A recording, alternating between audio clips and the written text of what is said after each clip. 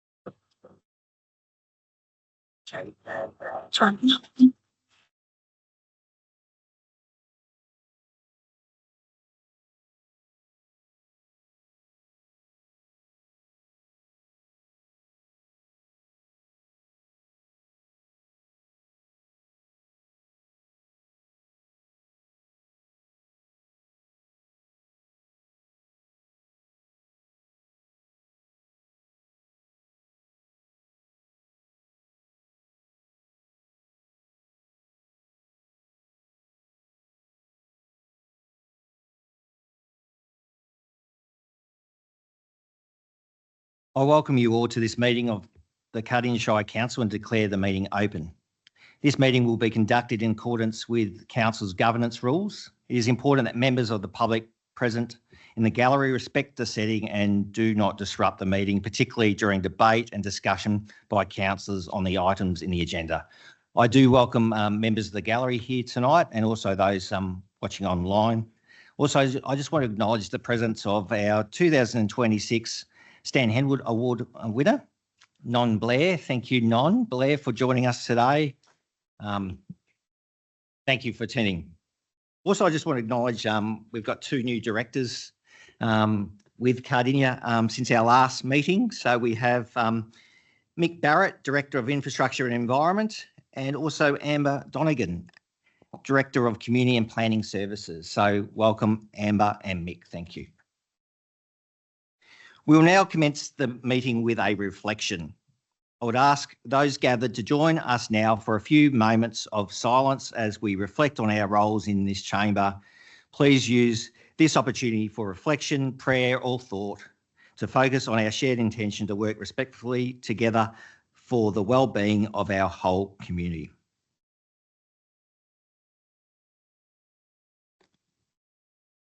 The Cardinia Shire Council respectfully acknowledges that we are on the traditional land of Bunurong and Wurundjeri people and pay our respects to their elders past, present and emerging. Moving on to item 3, apologies. I note that there are no apologies tonight. All councillors are in attendance. Moving on to adoption and confirmation of minutes. I request the councillor to confirm the minutes of the council meeting Monday, the 15th of June, 2026. Can I have a mover, please? Thank you, Councillor Quasick, seconded by Councillor Roberts. Did you need to speak to that? No. Can I have all those in favour, please indicate. Thank you. Those against? That's carried. Thank you. Those minutes have been confirmed. Councillors, are there any declarations of interest that any councillor wishes to declare at this point in time? I note that there are no conflict of interest or declarations of interest. Moving on to item 6 is community questions. In accordance with clause 3.52.2 of the governance rules, any commentary or preamble submitted with community questions has been removed and will not be read aloud. If the questioner is not present tonight, their question will be answered in writing. Council has received an unprecedented number of questions this month, so we'll try and get through them. The majority of the questions centre around 2 reports on tonight's agenda, being the Pakenham East suburb naming and the Cardinia Life creche closure. In accordance with 3.49 of the governance rules, questions from the gallery are limited to a period of 15 minutes at each meeting. So while I note these are matters with big community interest, we are limited on the time to answer all of them in the meeting tonight. In respect to agenda item 7.1.1, Pakenham East PSP suburb name, 2 sets of questions have been received from the community, totalling 84 questions. 1 set of questions is from Stephanie Davies. These have been ruled out in accordance with clause 3.51 of the governance rules. The second set is from Darren Amos. I see Darren's in the gallery. Thank you, Darren. I would now like to ask Alison Southwell, Acting Director of Corporate Services, to answer these questions. Thank you. Thank you, Mayor, through you, and thank you for your questions, Darren. I will read out all 6 questions as I will answer them with a single response. Question 1. Given the registrar found that the 2024 consultation was non-compliant and concluded in a compliant process could have produced a different outcome, why is Council being asked to consult only on Honora Fields rather than recommencing the process on an equal footing for all eligible names? Question 2. How is it fair to the families of the other women originally nominated that only the Carney family's ancestor remains under consideration, despite the previous consultation being found to be fundamentally flawed? Question 3. Can the Mayor explain why the Registrar's decision and the Geographic Names Victoria assessment report were not attached to report 7.1.1 when those documents directly contradict key assumptions relied upon in the officer recommendation? Question 4. Given a long-term council employee was a signatory to the submission proposing her own ancestor's name, what independent steps has council taken to satisfy itself that there was no actual, perceived or unmanaged conflict of interest, preferential treatment or apprehended bias throughout this process? Question 5. Does council accept that report 7.1.1 presents Honora Fields as the preferred outcome, despite Geographic Names Victoria finding that the previous consultation cannot be relied upon as an accurate measure of community preference? Question 6. Before voting tonight, will each councillor confirm that they have personally reviewed the Registrar's decision and Geographic Names Victoria assessment report, considered their own conflict of interest obligations under the Local Government Act 2020, and are satisfied this decision is fair not only to one family, but to every family whose relatives were originally nominated for the commemoration? In response, a report on this item is in tonight's council agenda, and these questions are answered in the report. Thank you. Thank you, Alison. Agenda item 7.1.2, proposed Cardinia Life creche closure. There's been 11 sets of questions have been received from the community, totalling 56 questions. The majority of these questions are around supporting the continuation of the service, consultation and engagement concerns. A set of questions have been received from Martine Ayob. Is Martine present? Also, Kira Longfield. Is Kira here? Is Hayley Coleman Present. We note, thank you, Hayley. Also, similar questions from Chloe Lewis. Is Chloe here? Kerry Hall. Is Kerry Hall here? Amy Farah-Kane, are you present? Varun Chandola. Thank you. We note Varun is present. Padmini. Thank you, Padmini. Thank you. Acknowledge that. Beth Marcelli. And finally, Chamara. J as Andra. Are you present? No.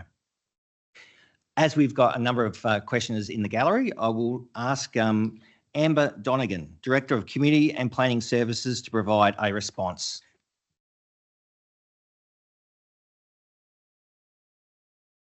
Thank you, Mayor, and through you, a single response for the questions to agenda item 7.1.2, proposed Cardinia Life creche closure, has been summarised as follows. Council acknowledges that the Cardinia Life creche has supported some parents and carers to access health, fitness and wellbeing activities. Health and fitness programs at Cardinia Life will continue to be available, and affected families have been offered either 3 months of membership or 1 term of swimming lessons to support their ongoing participation. While Council would no longer provide a creche service, a range of licensed healthcare, kindergarten and early learning services remain available within the community to support families' childcare needs. Council explored a range of options to maintain the service, including changes to fees, opportunities to increase utilisation and ways to make the space more flexible so it could support additional uses while continuing to operate as a creche.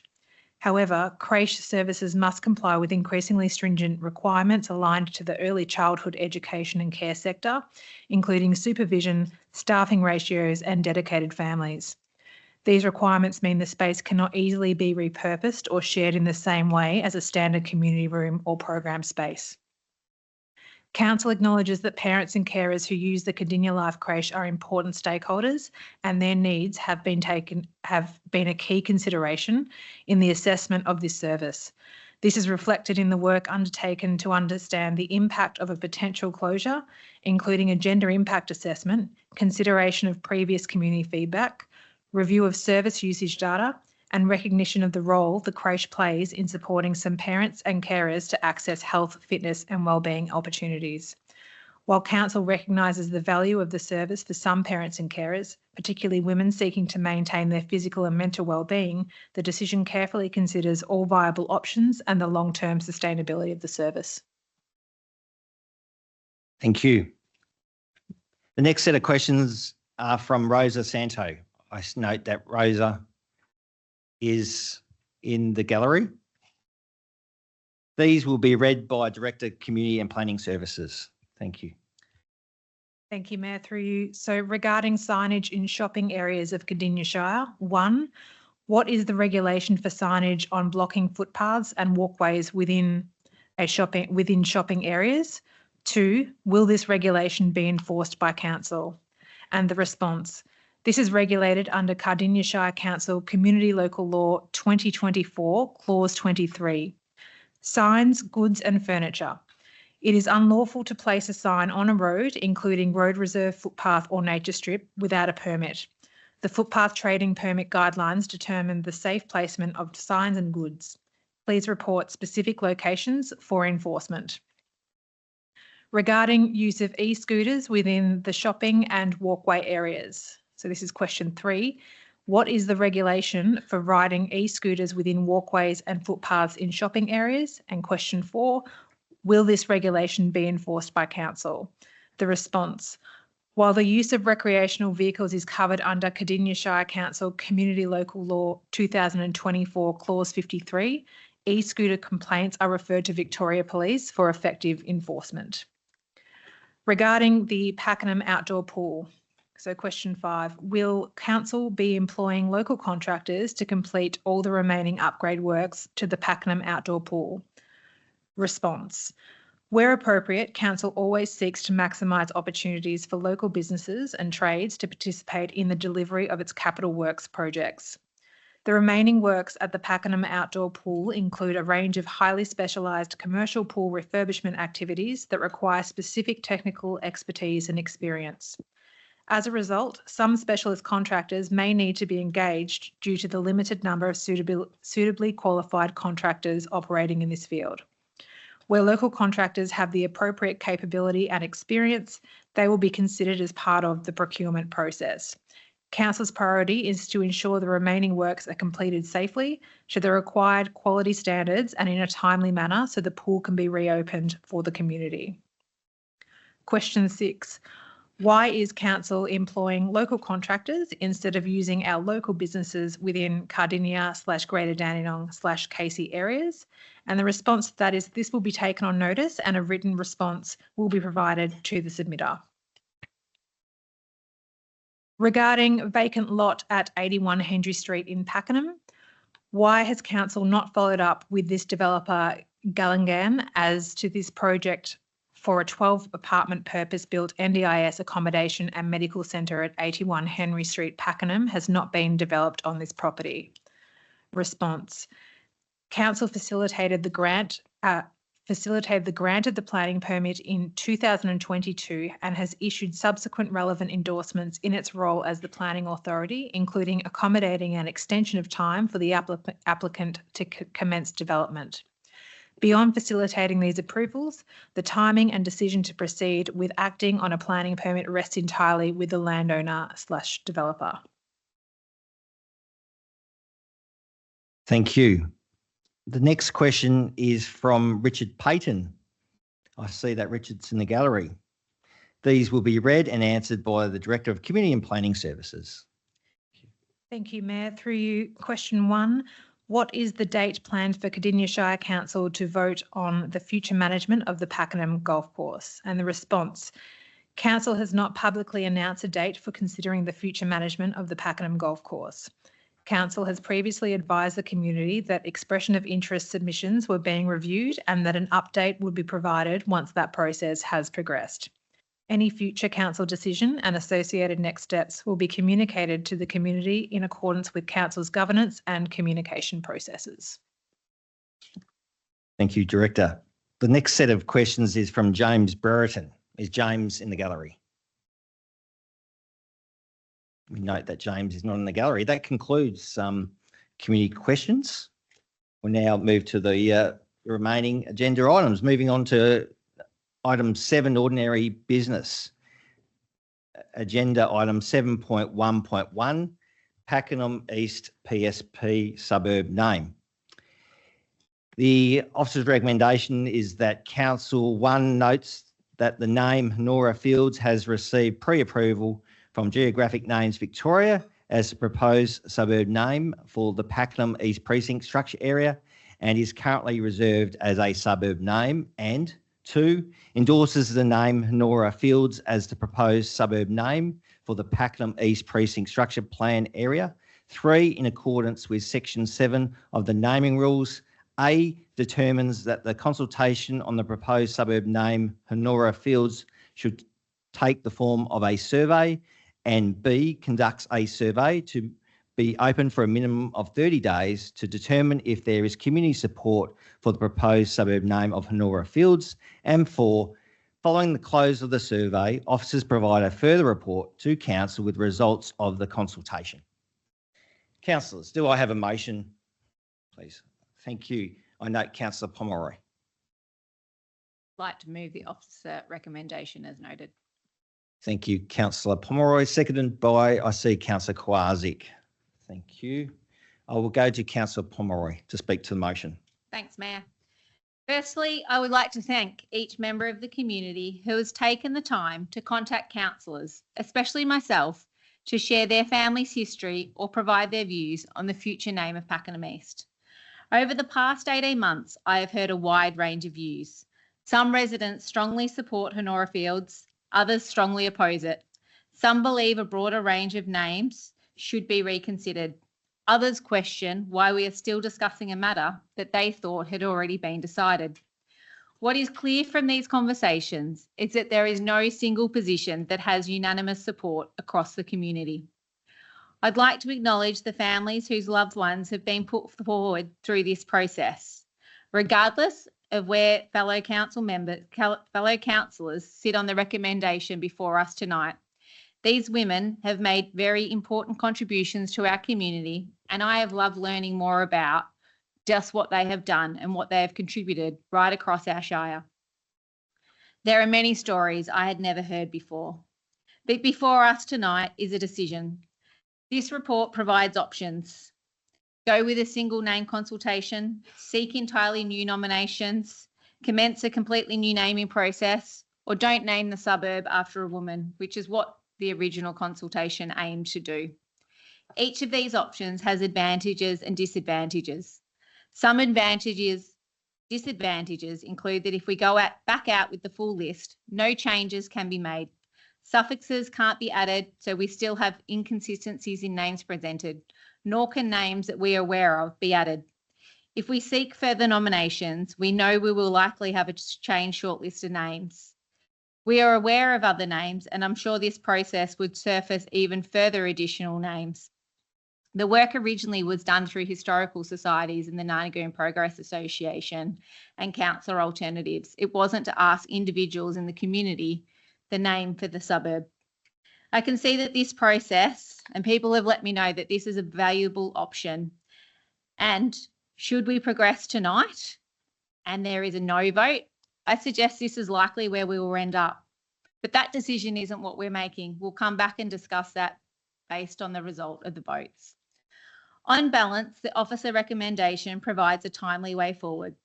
This work has been ongoing for several years. The first titles within this PSP were issued back in June 2023. More than 900 lots have now been approved, and residents continue to move into this growing community daily.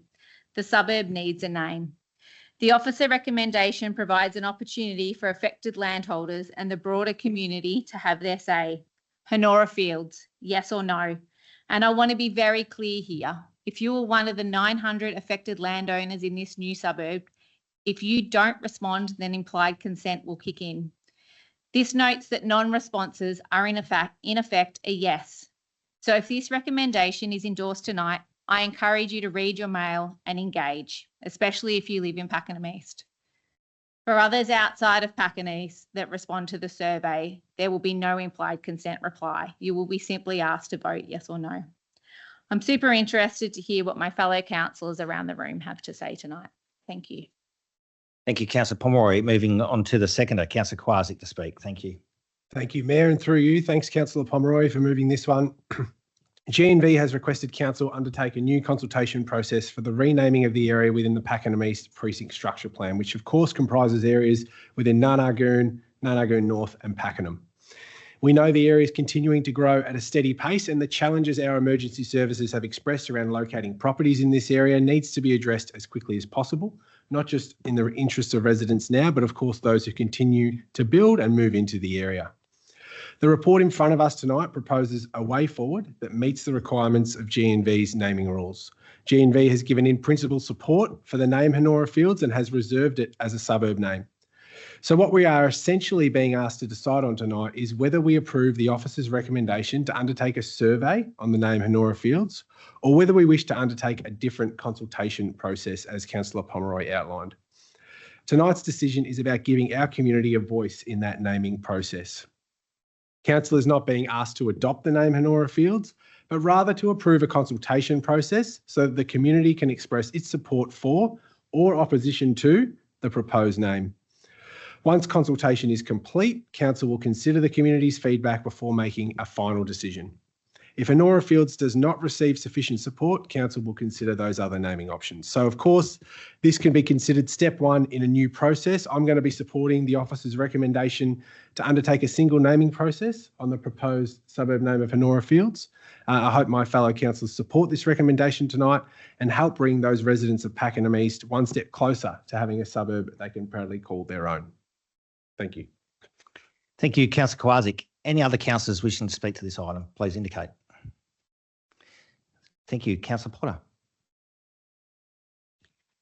I want to highlight something truly positive and wonderful about all this.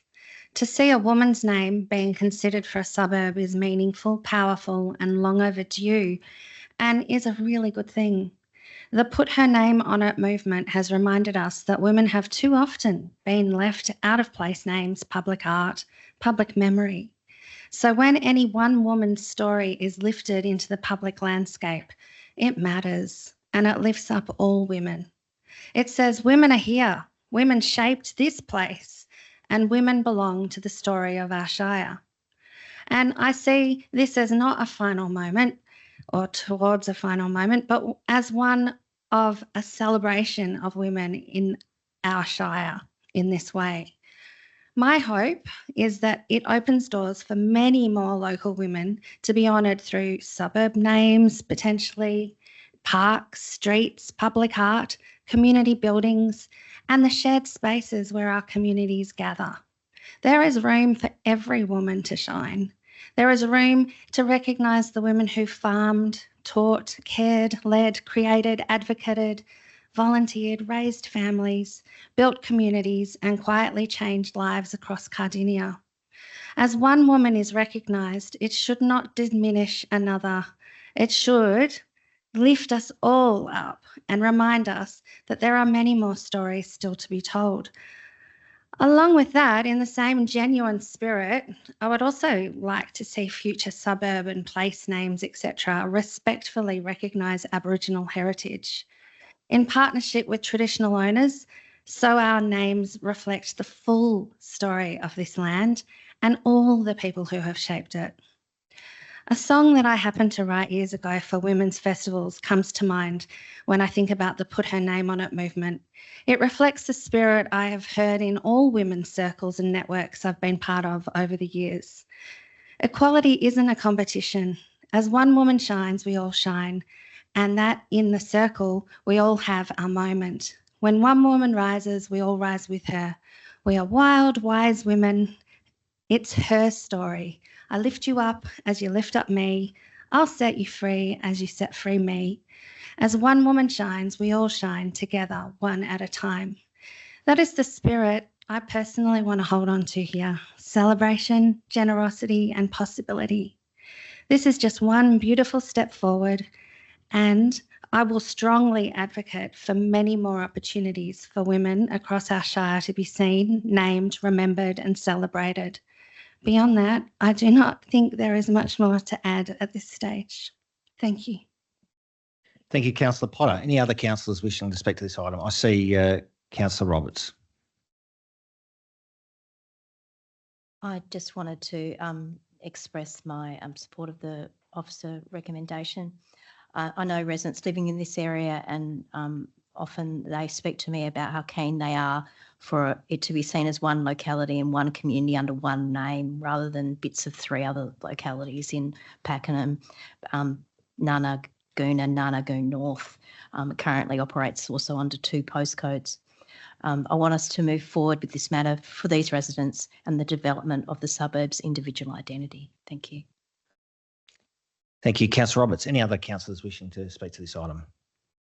There being none, I'll go back to the mover, Councillor Pomeroy, to sum up. Thank you. Thanks, Mayor, and thanks, fellow councillors. I think the words in this report are very clear, if supported by the community. Community, it's time to let us know what you think.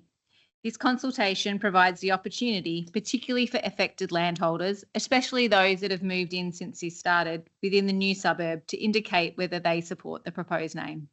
I look forward to seeing the results of this community engagement return to council. Thank you, Councillor Pomeroy. I put this item to a vote. All those in favour, please indicate. Thank you. Those against? That's carried. Thank you. Moving on to the next item, which is 7.1.2, proposed Cardinia Life creche closure. Councillors, the officer's recommendation is as follows, that Council, 1, resolves to permanently close the Cardinia Life creche service effective 30th of September 2026. 2, authorises the Chief Executive Officer or delegate to undertake all necessary actions to implement the closure, including stakeholder communication and service cessation activities. 3, notes that eligible affected families will be offered either 3 months of a health and wellbeing membership or 1 term of swimming lessons as transition support. Councillors, do I have a motion? I see Councillor Potter. Thank you, Mayor. I would like to move an alternative motion. Thank you. I think that's being put up behind me. Yep, there we go. Can you read out your motion? Thanks. Sure. The alternate motion I'd like to move is that Council 1 notes the significant community interest expressed in regarding the future operation of the Cardinia Life Creche service, and 2, that Council continues to fund creche at Cardinia Life with a review to be completed in line with the centre management contract. And number 3, requests the Chief Executive Officer to investigate and pursue external funding opportunities, grants, partnerships and models that may assist in offsetting the cost of the service. Thank you, Councillor Potter. We note that alternate motion that's just on the screen and that you read out. Can I have a second of councillors? I note Councillor Kowaczyk. Back to you, Councillor Potter, to speak to your motion. Thank you. Thank you, Mayor. Tonight I'm proposing that Council continue to fund and support the Cardinia Life Creche service. I acknowledge that many parents, carers and grandparents and families who have contacted councillors, signed petitions and advocated passionately for this service. The level of community response shows that this service is valued and it plays an important role in the lives of local families. For many residents, the creche is much more than a childcare service. It provides an opportunity for parents and carers to participate in physical activity, maintain social connections, support their mental health, and take part in community life. We often talk about prevention, wellbeing, and community connectedness. This service delivers exactly that. It is inclusive and multicultural, and it's a great place. The report highlights concerns regarding utilisation levels and the financial cost of continuing the service. Those considerations are important, and as councillors, we must always be responsible custodians of our public funds.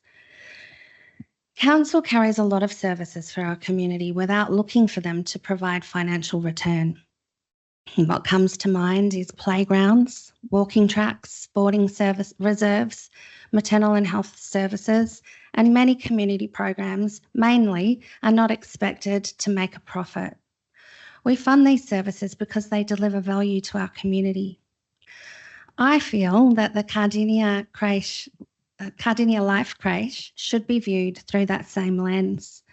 Having said that, it is always welcome when senior government takes an extra interest and can step up to support us, and we would welcome any financial supports that senior government might offer to our community. For the families who use it, the benefits are real. It helps remove barriers that prevent many parents and carers from exercising, connecting with others and looking after their own well-being. Children benefit from structured, welfare-supervised social interaction and learning experiences. And importantly, the cost of maintaining this service is relatively modest when viewed in the context of Council's overall budget and the broad range of services we provide. Sometimes the right decision is not simply the most economic, efficient decision. Sometimes the right decision is the one that reflects our values as a community. The value of a service cannot always be measured solely by patronage figures or balance sheets. Community wellbeing, inclusion, participation and support for families matter too. And no doubt through this agenda item, it has received a lot of public notoriety. So I'm sure it will be supported by the community even more than it is already. This service supports exactly all of those outcomes, and I'm comfortable acknowledging that the service may never achieve full cost recovery. That does not automatically mean it lacks value. Many council services are subsidised because they create social benefits, as I said, and I think this is one of them. That's why I'm proposing that we continue funding. Most importantly, this sends a message that council is prepared to invest in services that improve health, well-being and quality of life for our residents. So for those reasons, I ask my fellow councillors to please support the alternate motion. Thank you. Thank you, Councillor Potter. Moving on to our seconder, Councillor Kowaczyk, to speak. Thank you, Mayor. Through you, thanks, Councillor Potter, for your alternate, of which I had to support. I can't support the proposed closure of the creche tonight, and it's not a decision that I take lightly. It's a decision that I take because I think it's the right thing to do. I appreciate what's in the report. I appreciate our officer's position, particularly regarding the financial impact this underutilised service is having on council coffers. What concerns me is that last time this was the officer's recommendation, I was on council, it was about 3 years ago, I think, the community rallied to save it and keep it open, only for attendance and usage to basically to drop or more or less keep the same. But when I was reading this report and reflecting on which position I would take, I thought, well, I voted to save it last time and I stand by that decision, and so I'll be voting to save it this time again. Received lots of emails, as Councillor Potter has mentioned, from current users of the facility, and spoken with some people who used it previously when their kids were younger. The impact on our community members potentially by closing this service will be heavier than the recouping of financial benefit. Also, the impact, the real cost, will weigh heaviest on the staff members of the creche, but also the staff and the patrons at Cardinia Life who drop their kids there before a gym session, a swim, or yes, even a shift behind the counter. Some of the staff with our partners Aligned Leisure use this service as well. Now, I note in the reports the attempts to advertise the service more, but clearly it hasn't worked, and not just because of the low numbers, but anecdotally, no one knows about it. We're hearing that loud and clear. No one knows about it. So I'm not sure if we can claim that our advertising has been very successful. And so I think subsequently, of course, the numbers there are low if no one knows about it or if you can't get in when you want to. I respect that my fellow councillors may take a different position and they're well within their rights to do that. But I just want to remind them that we just approved our budget, this budget, during a budget cycle when we have returned to surplus. So, to question whether or not this service needs to be axed. I think it was a month ago we approved the budget. This service is funded and included in that. So I think financially, hopefully that shows you that we have accounted for it. And I think if that doesn't convince you, I hope this extract from our council plan does. And I quote Thriving Communities. It says, the programs, facilities and places that we support are safe, inclusive and enhance participation, well-being and resilience. And for mine, the creche meets that mark to a T. And I will just close out now, Mayor. I just want to close out by thanking those in the community who reached out to me, not en masse, but with quite personal stories, letting me know how the creche impacted them. That was really important to how I formed my decision and really firmed up my position on this. So, yeah, thank you for being so forthcoming and open in sharing your stories. Thanks. Thank you, Councillor Kowaczyk. Any other councillors wishing to speak? I see Councillor Payton. Thank you. Thank you, Mayor, and thank you, Councillors Potter and Kowaczyk. I'll be supporting the alternate motion. A number of concerns have been raised by creche staff, families and users of the service, and I believe those concerns warrant further consideration before a final decision is made. Until this past week, I was of the opinion that officers had explored all options available to improve the patronage of the creche, to make it more financially viable and for the service to be worthwhile. Based on what I've learned from the community in this past week, however, I've rethought it, and I just want to thank, like Councillor Kowaczyk mentioned, want to thank the community for their work to ensure we understand this perspective on the matter. Questions have been raised about the notice period, whether alternative governance models have been adequately explored, whether the service has been sufficiently promoted, and the impact of losing what is currently Pakenham's only occasional care service. I think it's important that we take time to properly test those issues and understand whether there are viable alternatives available. This service means a great deal to the people who use it. Staff and families deserve confidence that all reasonable options have been considered and that any final decision has been made with the benefit of the fullest possible information. I'd also like to highlight the importance of this service for some of the new mums who rely on it. For many, the creche isn't about having a break from parenting. It's what enables them to access the gym, rehabilitation programs, support services and other activities offered through Cardinia Life that are helping them recover physically and mentally after childbirth. For others, particularly parents of children with additional or high care needs, it provides opportunity to focus on their own health and well-being for a short time so they can continue providing the level of care their child requires. The benefits of that support extend well beyond the individual parent. When we help parents stay healthy, connected and resilient, we're strengthening outcomes for children and families as well.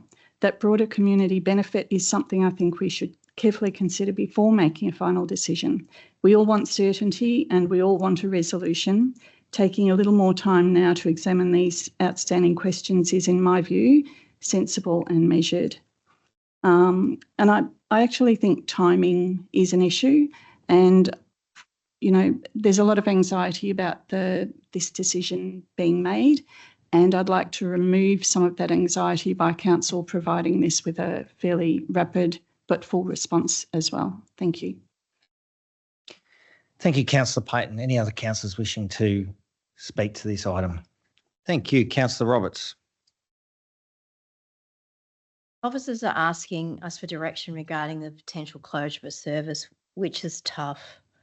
I've had the emails from Creche users over the last week sharing quite personal stories, and I've read them in detail. I returned to Council Service Guide, which lists all council services and whether they are required or discretionary under the Local Government Act. This service is not listed in that guide or covered in our early years service provision summary, but the provision of childcare by local government is discretionary. The report indicates that average attendance has dropped from 7 children per session in 2021 to 5.8 per session in 2026. I've noticed the uplift in promotion, received emails myself from Cardinia Leisure, and have seen the big banner in the foyer and flyers at the local library. The service is costing near on $100,000 a year to run, with fees being lifted by 40% a few years ago in an attempt to help recover cost. Childcare services must meet prescribed educator and child ratio, qualification requirements and operational standards. This means minimum staffing and supervision costs remain in place even when only a small number of children attend, limiting the ability to reduce costs in line with demand. $100,000 is a lot of money.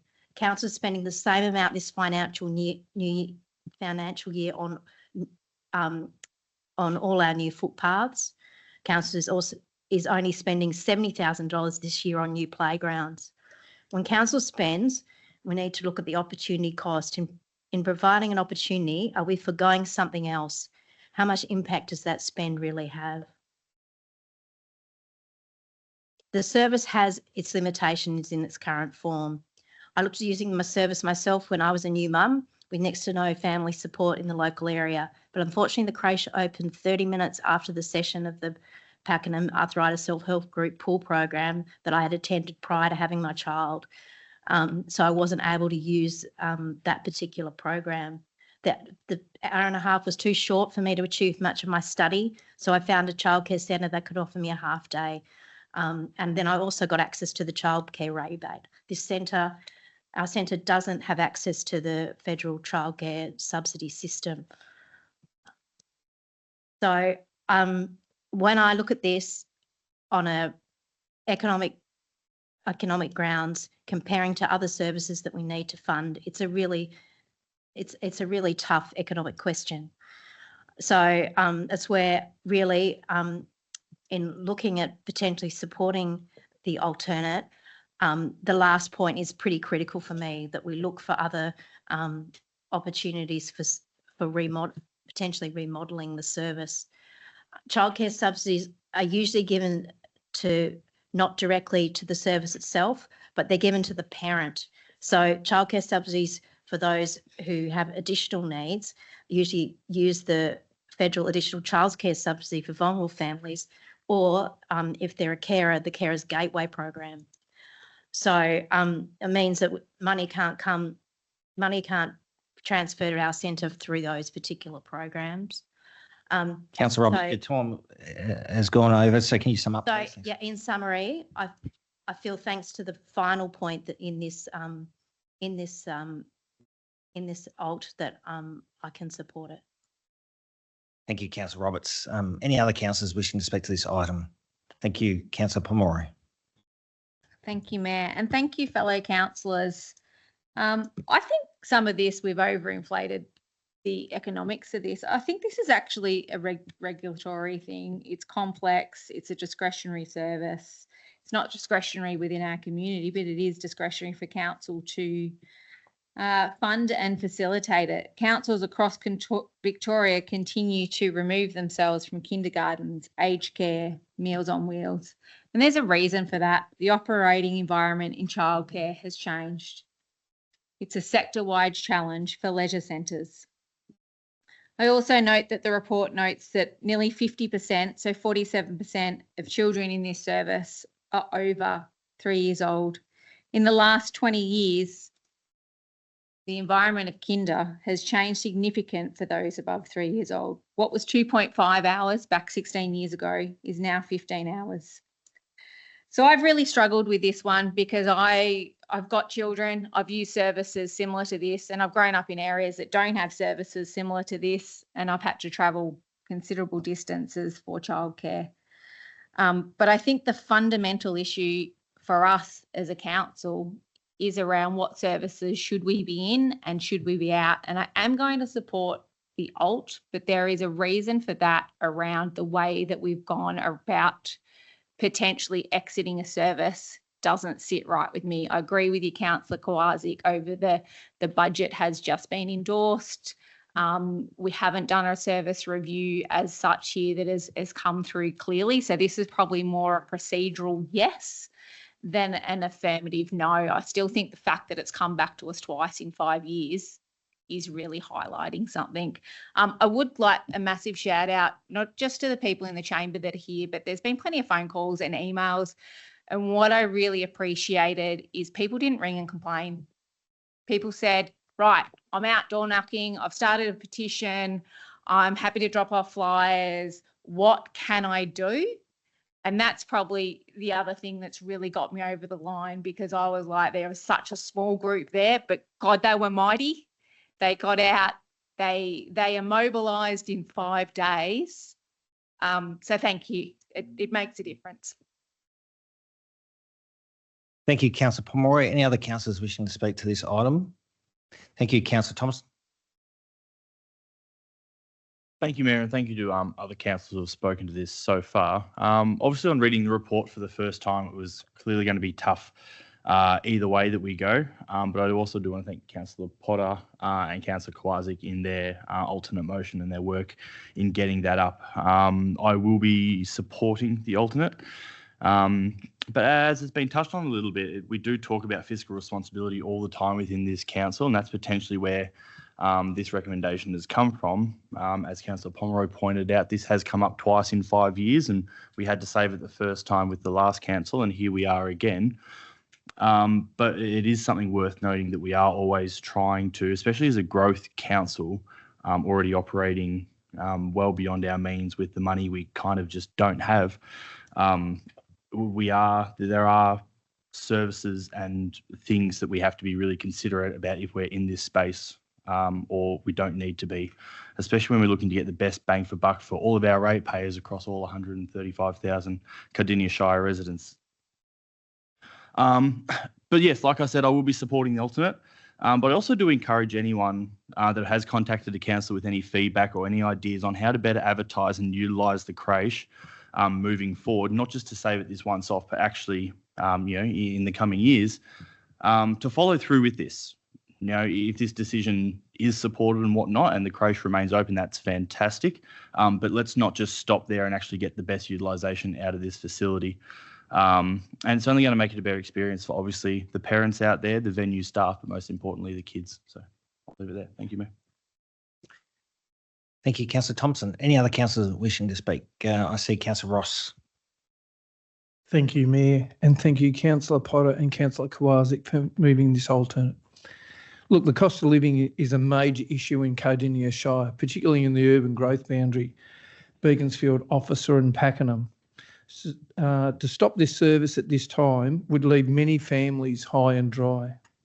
This is not the time for the service, for council to stop the funding and bring this service to an end. The money that and when we look at this, sometimes you don't view things in values of dollars and cents, but it's the added value that it gives to things. And after COVID, we know that mental health relief for parents, and particularly parents that don't have families close by, is something that's really needed. And in this case, there would be many, many reasons why people look for childcare for their children. It could be work. It could be they just need a break. They need to do some shopping. They don't have anyone else to take with them. This can't be added up in values of dollars. We cut $6 million out of our budget this year to get back in the black. This service was one that passed the pub test at the time, and all councillors supported it as being part of the budget. So it's totally funded.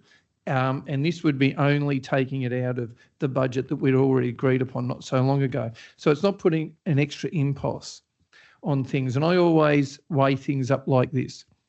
The money we have on council isn't really our money. It's the community's money. And we're only just handing it back to them in the best way that we know how to provide the services that they need at this time. And with the cost of living and parents doing it hard, particularly having a whole lot of new parents in the area who just don't have families close by, if we were to shut this down, this would leave them in a bad way. So therefore, I think I hope my fellow councillors are going to support this. I supported this in the past with Councillor Owen and Councillor Kowaczyk, and I'll be supporting it again. Thank you, Mayor. Thank you, Councillor Ross. I see Councillor Nicol. Thank you, Mayor. Look, I'll speak against the alternate. I was in favour of the officer's recommendation because I seem to recall through our budget conversations when we slashed $6 million out of the budget that the commitment was that we need more. We're going to need to find more year on year, month on month, to stay in the black. Because the fact of the matter is our growth corridor is not adequately funded by state and federal layers of government, and Cardinia ratepayers are left carrying the can. So this is in many ways a strategic decision. We're in a discretionary service. We only provide it in one place. It's not accessible for most people in Cardinia Shire. It's not like footpaths or playgrounds that are provided across the whole Shire. This is one spot. People in my ward can't even get to this creche via public transport, or unless it's a 20, 30-minute trip. We're either in the service and we provide creche services for Cardinia Shire, or we're out of it. And so I think at the cost per family of approximately 30 families, $300,000 over 3 years, $100,000 a year, $3,300 each. What if we provide a creche service to every young family across the Shire at $3,300 each? How much is that going to cost our budget? I commend the officers for putting this forward, because what it's doing is it's following up on our conversations from our budget deliberations. If we hadn't have taken that $6 million out of our service offerings already, we would be on the same trajectory we have been on for the last 15, 20 years. Borrowing money, running constant budget deficits, and more recently, getting so desperate that we were starting to dig into our cash reserves. That's the trajectory we were on, and we fixed it last budget, and we all committed that we have to do more, or we will literally stop doing more services. So it's a really important service for young families. I absolutely acknowledge that. I certainly acknowledge everything that my colleagues have said tonight. Unfortunately, these things often fall on local government to jump in and fill the gaps. But I'm sorry, our community needs to hear us clearly when we say We are under extreme financial pressure. We are not funded adequately by the other tiers of government. Our growth corridor is strangling the rest of our community because we keep on jumping in and filling these gaps. And this is one example where we had to make a hard decision again, and we've bailed out. All right, thank you, Councillor Nicol. I think all councillors have spoken, but I'll make some comments. I do like to thank all councillors for the respectful debate on this item.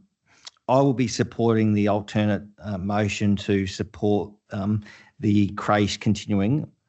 I, like many other councillors, as stated, acknowledge the many correspondence, messages, phone calls, texts that councillors have received on this matter.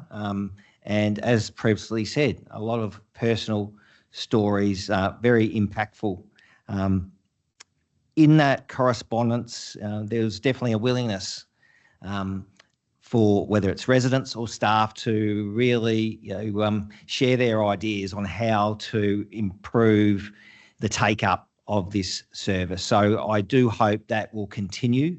Engagement with council officers, with Align Leisure to find those improvements to increase uptake on this creche program.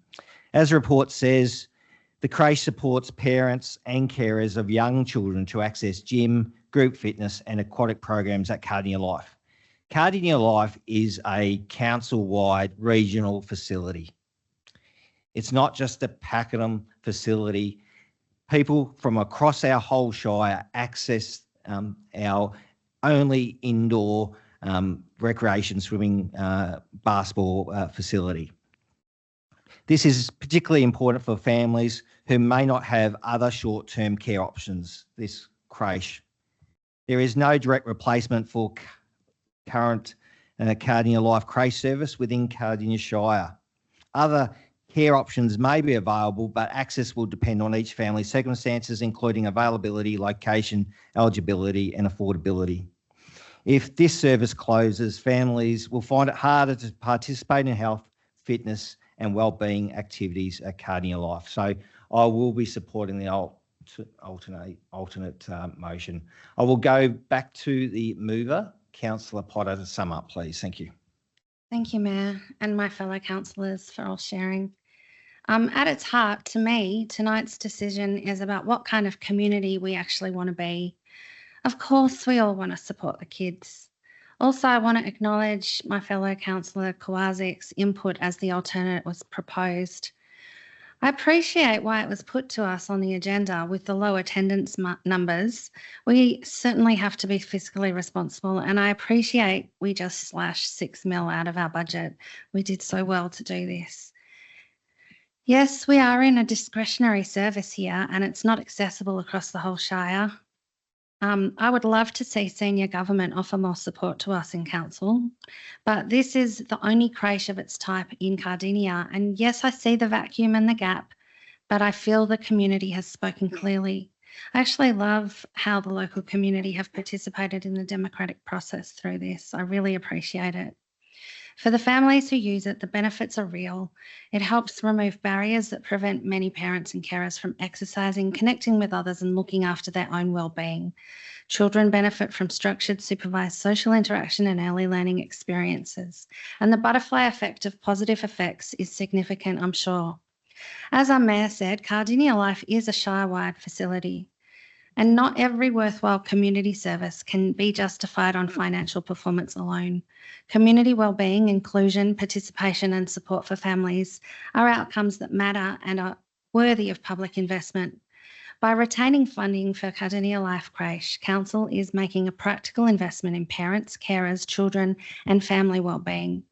I think via this agenda item raising its profile, we might even get more support for the service from the public. So if you are a parent or you know one, please come and check it out. Come and check it out. Help support it.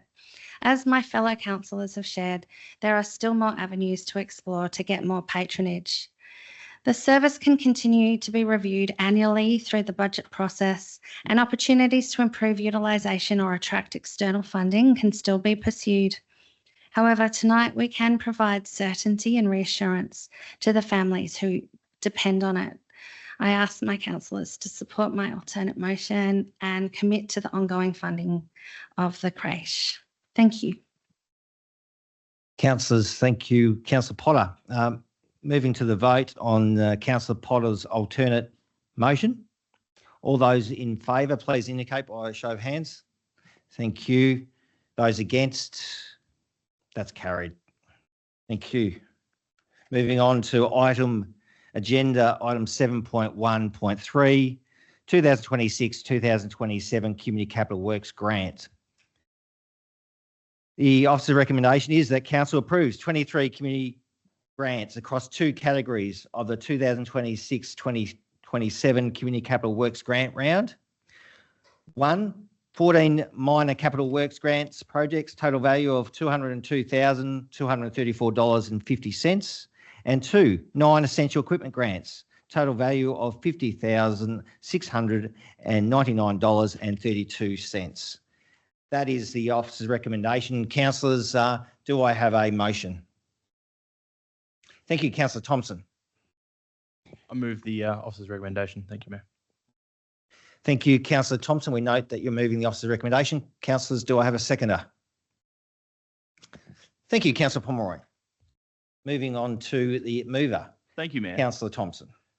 These grant reports don't usually generate much debate. I don't think there's too much that anyone's going to have to speak against the grant reports, but they represent some of the best value this council delivers.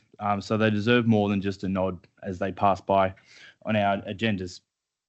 Tonight we're approving just over 23 grants worth just over $250,000, 14 minor capital works projects and 9 essential equipment grants. And behind every one of these applications is a committee of volunteers, people who turned up to information sessions, wrote detailed applications, and in most cases put their own club or group's money on the table. A lot of these projects over $5,000, well, all the projects over $5,000 require a 50% cash co-contribution.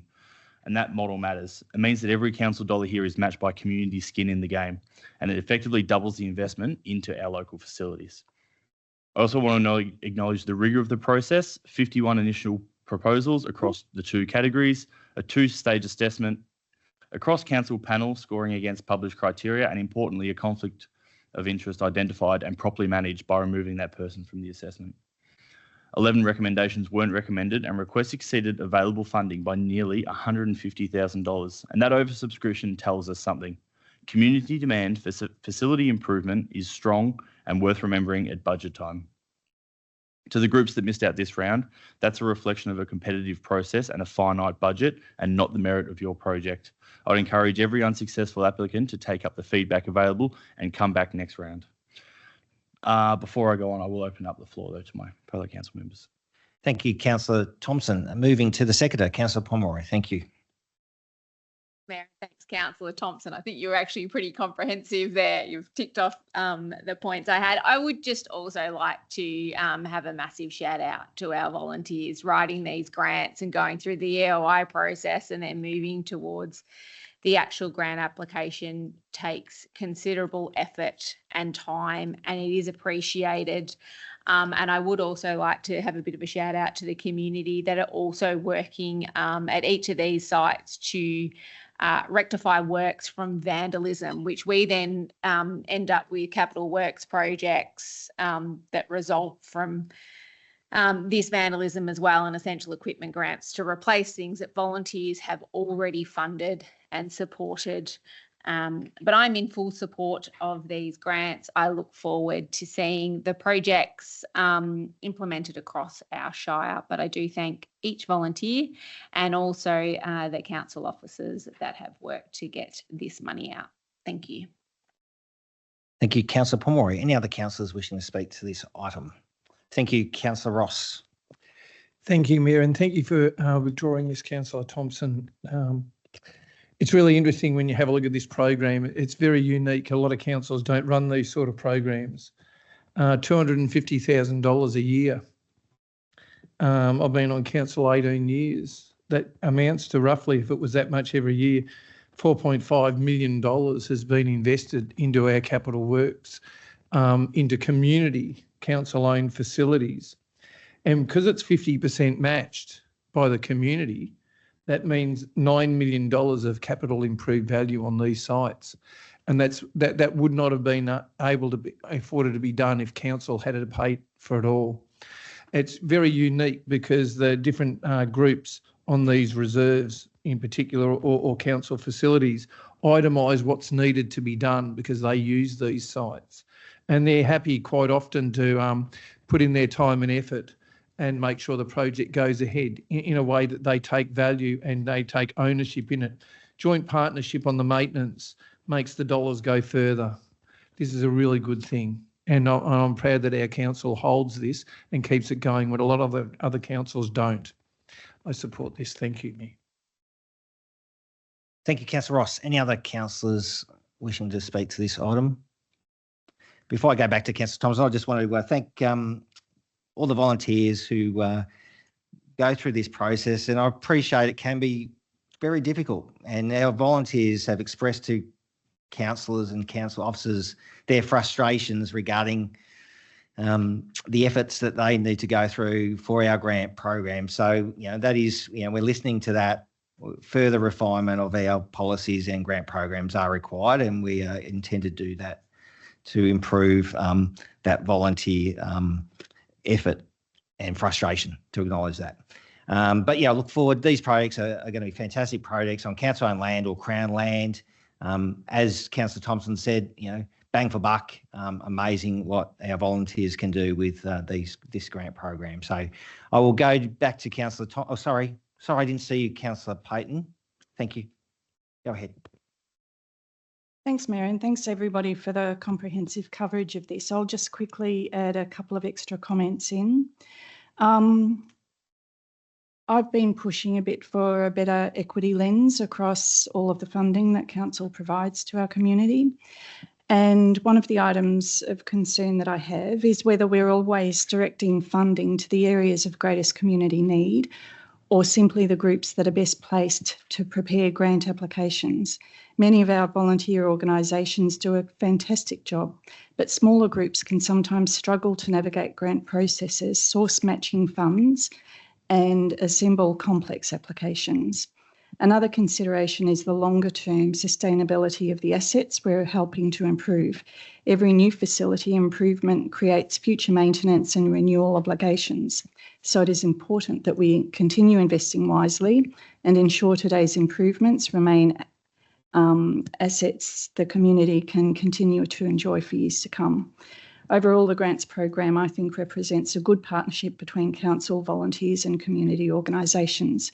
It helps local groups improve the places and facilities that residents value, while also leveraging significant community contribution and effort. For those reasons, I'm pleased to support the recommendation. Thank you. Thank you, Councillor Payton. I don't think there's any other councillors wishing to speak. I'll go to Councillor Thompson to sum up. Thank you. Thank you, Mayor, and thank you, fellow councillors. Not much more to add, just also echoing my thanks to all the groups that have reached out. And as always, if there's any feedback on this whole process, please let us know. It's our intention to make the process easier, but it's also whilst maintaining best governance and equitability. So please reach out with any concerns or feedback. And to all 23 successful groups, congratulations. And I look forward to seeing these projects delivered on the ground. Thank you, Mayor. Thank you, Councillor Thompson. Councillors, I'll put this agenda item up for a vote. All those in favour, please indicate. Thank you. Those against, that's carried unanimously. Thank you. Moving on to agenda item 7.1.4, 2026-27 Wellbeing Support Grants. Officer recommendations is as follows. That Council approves 32 applications for funding under the 2026-27 Wellbeing Support Grant Program to the value of $60,239.43. Councillors, do I have a motion? I see Councillor Roberts. I'd like to move an alternate, please. All right. We'll bring up your alternate on the screen. Can you read that out for us? Thanks, Councillor Roberts. That council approves 32 applications for funding under the 2026-27 Wellbeing Support Program for the value of $60,000,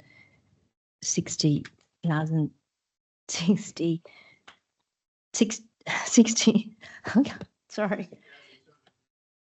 $60,243, provides additional funding in the amount of $60,026.61 to support the following applications: Christmas decorations for applications totaling $3,800, volunteer support, 2 applications totaling $1,815, equipment support, 1 application totaling $411.61.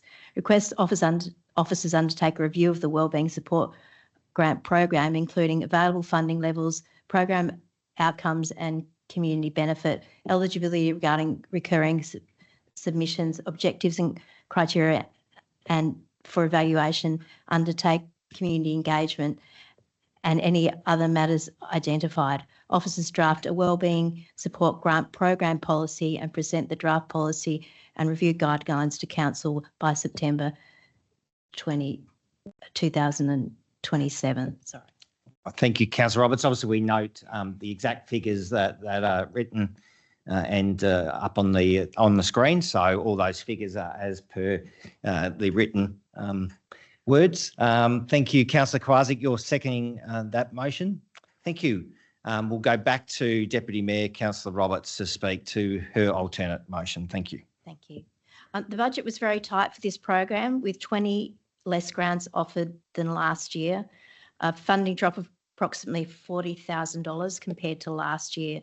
Thus, this small additional funding ask of over $6,000 I feel is reasonable. This year, Council received 72 applications and has been able to fund 32. With money tight, it's really shown up the inadequacies of the guidelines for this program. Officers have had to make tough calls. That's why I'm asking for some leeway from my fellow councillors to ensure local groups have a small amount of money each to decorate the townships and local centres for Christmas. They are eligible but did not fit within the budget. Many of our community groups cannot store Christmas decorations for the remaining 11 months of the year. Wear and tear means decorations in the local shopping strips generally only make it through a season or two. Some of the business community are currently not able to chip in with community in the current economic climate to assist with decorating.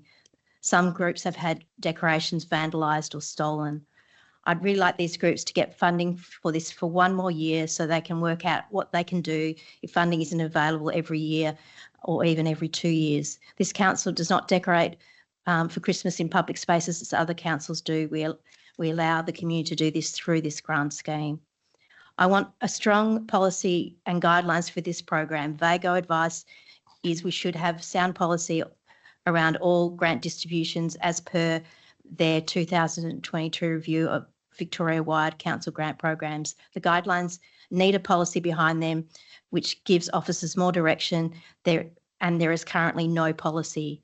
Clear policies, as now has been achieved through our other grant programs, like the festivals and events, means that the grants approval process can be moved to be an operational task, and then it no longer needs to come to the chamber for endorsement. I like to see this happen with this program too, but it's achievable without good policy guidelines. The small chains grant particularly lacks some clarity. Sustainability was stated as a key reason for the Christmas decoration applications falling outside the budget limitations after prioritisation, but the small grants part of the guidelines does not talk about sustainability. There are many areas for improvement for this program, so thus I feel a review is needed. I'll now hand to my seconder. Thank you. Thank you, Councillor Roberts. I will go to your seconder, Councillor Kwasik, to speak. Thank you. Thank you, Mayor, through you. Thanks, Councillor Roberts, for your hard work on this. It's not generally in my nature to go against the officer's decision when it comes to grants, but I think through the points that Councillor Roberts raised, I think there's solid logic and reasoning for doing so in this instance. Now, we heard in the previous debate about the Community Capital Works grants about some of the feedback that we've collectively been getting as a council and as a councillor group from our volleys and our community clubs. And I guess in turn, the work we're doing to make things better for those people, to make things that little bit easier. Well, at least certainly that's the direction that we together want to head in. So on this one, I was particularly focused on the volunteer support training programs because we respect so highly those who give freely of their time, particularly for the benefit of others. And we want to ensure that they know that this council backs them. Some of the reasons that some of these grants missed out, I won't go into detail because I understand that part of it is confidential, but were for really silly little things that, one or two mistakes, which meant the whole application became ineligible. Things like that, I think we need to find a way to move past. So I hope my fellow councillors support this. Again, I appreciate it is more money than what this program was attributed, but I think it's in the tune of $6,000. So I think we're talking a really small figure. I think more importantly than the $6,000 is the work that Councillor Roberts has prescribed with that policy development that will ensure that we're sending the right message to the community and being really clear to our officers on this is what we want you to focus on. We want to make sure these people, these volunteers, these clubs are picked up and supported through this. Thank you. Thank you, Councillor Kwasik. Any other councillor wishing to speak to this item? I see Councillor Potter. Thank you. Thank you, Mayor. I also just want to reach out to everyone in our community inclusively. I love how these programs are open, these grant programs are open to applications from all of us, including multicultural groups, creating opportunities to celebrate life, diversity and community. I encourage the community to apply for the next grants if you haven't done this time. Council staff are only too happy to help. And also, I just want to remind everyone that we have our TIS National, which is the translating and interpreting service to help residents who speak languages other than English. There are a couple of projects I want to particularly highlight. First, the Officer City Soccer Club, which has received 3,000. Councillor Potter. I can't talk. Sorry. I think you're referring to the confidential attachment. Oh, I'm so sorry. Just you can talk in general to the grants. Yeah, that's right. What can I do? That's right. Just continue on without identifying the successful grants. Okay. Unsuccessful. I will close it there. So anyway, please contact council staff if you need support applying for grants. Thank you. Thank you, Councillor Potter. I see Councillor Payton. Thank you. Thank you, Councillor Roberts, for your alternate. I'll be supporting your alternate motion. It's mainly around the additional funding. I think that the additional funding that you've proposed is relatively modest. And for me, the important part of your alternate motion is the review of policy. Having read the report, I don't think the current guidelines provide enough clarity for applicants or enough consistency for decision makers. Firstly, the issue of substantiating grant requests needs attention. The guidelines say applicants must substantiate the grant amount requested. They do not say quotes are mandatory. Yet some applications were criticised for not providing quotes, while other successful applications were approved subject to quotes being supplied later. That ambiguity leaves too much room for interpretation and creates the appearance of inconsistent decision making. Secondly, the review should look at how council assists applicants into the correct funding stream. The assessment comments show that some applications were redirected into a more appropriate category and received some funding, while others that appeared better suited to a different stream were not funded.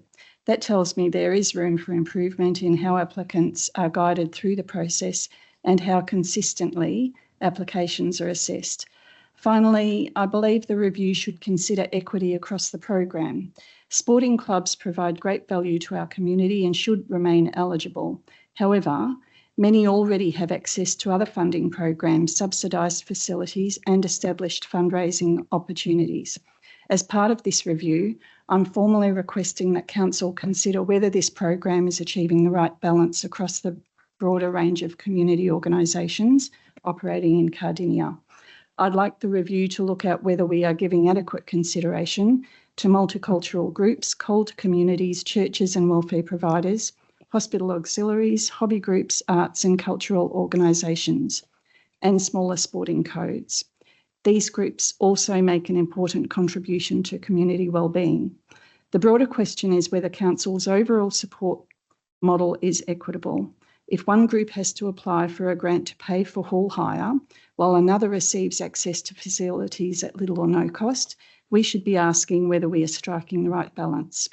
For those reasons, I support the amendment, particularly the commitment to undertake a review and develop a formal policy framework for future grant rounds. Thank you. Thank you, Councillor Payton. Any other councillors wishing to speak? I know Councillor Pomeroy. Thanks, Mayor, and thanks, Councillor Roberts. I'm actually not going to support the alt tonight, and I absolutely appreciate the reasons that each councillor, especially Councillor Roberts, has put forward. And I understand why people would support it. I've seen these same inconsistencies. Our grants are getting more competitive. I don't think council is in the position where we are used to really needing to deliberate over which one should go in and which one should come out and why not. And as we went through the process and listened to some of the reasoning, it was clear that there wasn't consistencies. And I get that these are trying to pick these up. But if I looked at it and I started to look at some of the other grant programs that are coming through, I could find those inconsistencies everywhere. And I was like, this just opens a Pandora's box of pulling out the ones that I go, oh, that one's been marked ineligible or part eligible and me knocked out. And I just went, where do I start and where do I end? So I've actually decided just in principle to say I'm going to support the officer recommendation in line with this one and not support the additional budget. Thank you, Councillor Pomeroy. Any other councillor wishing to speak to this item? I see Councillor Ross. Thank you, Mayor. Look, this is an interesting conversation because it's a discretionary spend that we have on council. But you, when you have a look at it, a lot of other councils don't do this in these areas. And if you really go through our Cardinia Shire's livability plan 17 to 229, it talks about outcomes, improved mental health and wellbeing, improved social cohesion, improved safety, improved health and active living, healthy eating and active living, reduce family violence, improve financial wellbeing and resilience, and reduce harm for tobacco, alcohol, drugs and gambling. And when you go into the categories that this grant scheme provides for, we're talking about seeding grants to establish, going towards the establishment of new community groups or initiatives, programs or projects to seek to improve the community health and wellbeing. Well, this is a really big one because a lot of volunteers put in a lot of hours to try and kick something off the ground, but quite often they don't have the money to get it off the ground. So we're talking about seeding grants here that hopefully they can become sustainable over time, but it gives them a little bit of a head start that they can actually embark on some of their projects that they would like to do. And we see often some of our bigger ones in our Cardinia Shire Today events started off with these sort of things. A new initiative is we're getting a volunteer policy together at the moment, and the volunteer support grants. That's something that never used to be there years ago, which is there now. So it is starting off the beginning of seeding towards this. We've got small change grants to assist with the ad hoc request for support from established community-based groups and community service organisations. It's really interesting when you look through this, such a small amount of money in relation to the amount of volunteer hours that these people put in, helps them to be able to run things without putting not only their time into the projects, but their own money out of their own pockets, which I'm sure they will still do if there's a shortfall. But if we can help them out, and always remembering it's their money. A lot of these people pay thousands of dollars of rates on their property that's here.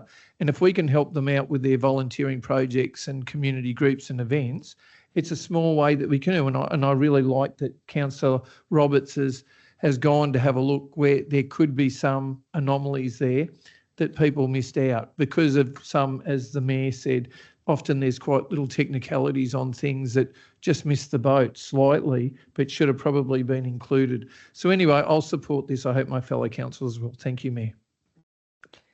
Thank you, Councillor Ross. Any other speakers? Thank you, Councillor Nicol. Thank you, Mayor. I'll support the alternate, mainly for the point which is seeking review and policy to cover this grant category. In thinking about it more broadly, I actually wonder whether that review potentially starts leaning towards a broader review, because to Councillor Ross's point, you know, our grant categories are proliferating. So inherently we're becoming more complex, which inherently means more time for volunteers to actually navigate the complexity that we're creating. And in more complexity, there is always more room for error, oversight, omission, and incongruence. And so I actually think the intent to review may grow further, but certainly I think that's the right direction. So I'll support the amendment. Thanks. Thank you, Councillor Nicol. Any other councillors wishing to speak? Just the report notes that upon endorsement at the council meeting, applicants will be advised of the outcome through a letter of offer via Smarty Grants, and after that's done, a list of successful applicants will be put on our council's website. But I will go to Councillor Roberts to sum up her alternate motion. Thank you.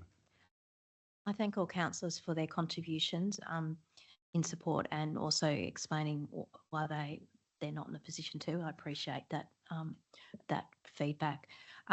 Just picking up on what Councillor Nicol said, the proposed timing of the review is 2027, and that's purposeful. It's not to jump the queue of a couple of other critical community-related policy reviews, the volunteer strategy and the neighbourhood house policy. So what you're saying, that just ties in perfectly. We'll have that volunteer strategy, and that in turn may, you know, be a good piece for us to be looking at this particular grant program. Councillors, I ask for your support for this alternate tonight so we can have continuous improvement for our community with council's process in awarding the wellbeing support grants and some Christmas cheer this year. Thank you. Thank you, Councillor Roberts. So I put agenda item 7.1.4, 2026-27 Wellbeing Support Grants, the alternate motion to a vote. All those in favour, please indicate. Thank you. Those against, that's noted. That's carried. Thank you, councillors. Moving on to the next item, agenda item 7.1.5, petition response upgrade Mount Pleasant Estate Timber Lane Park.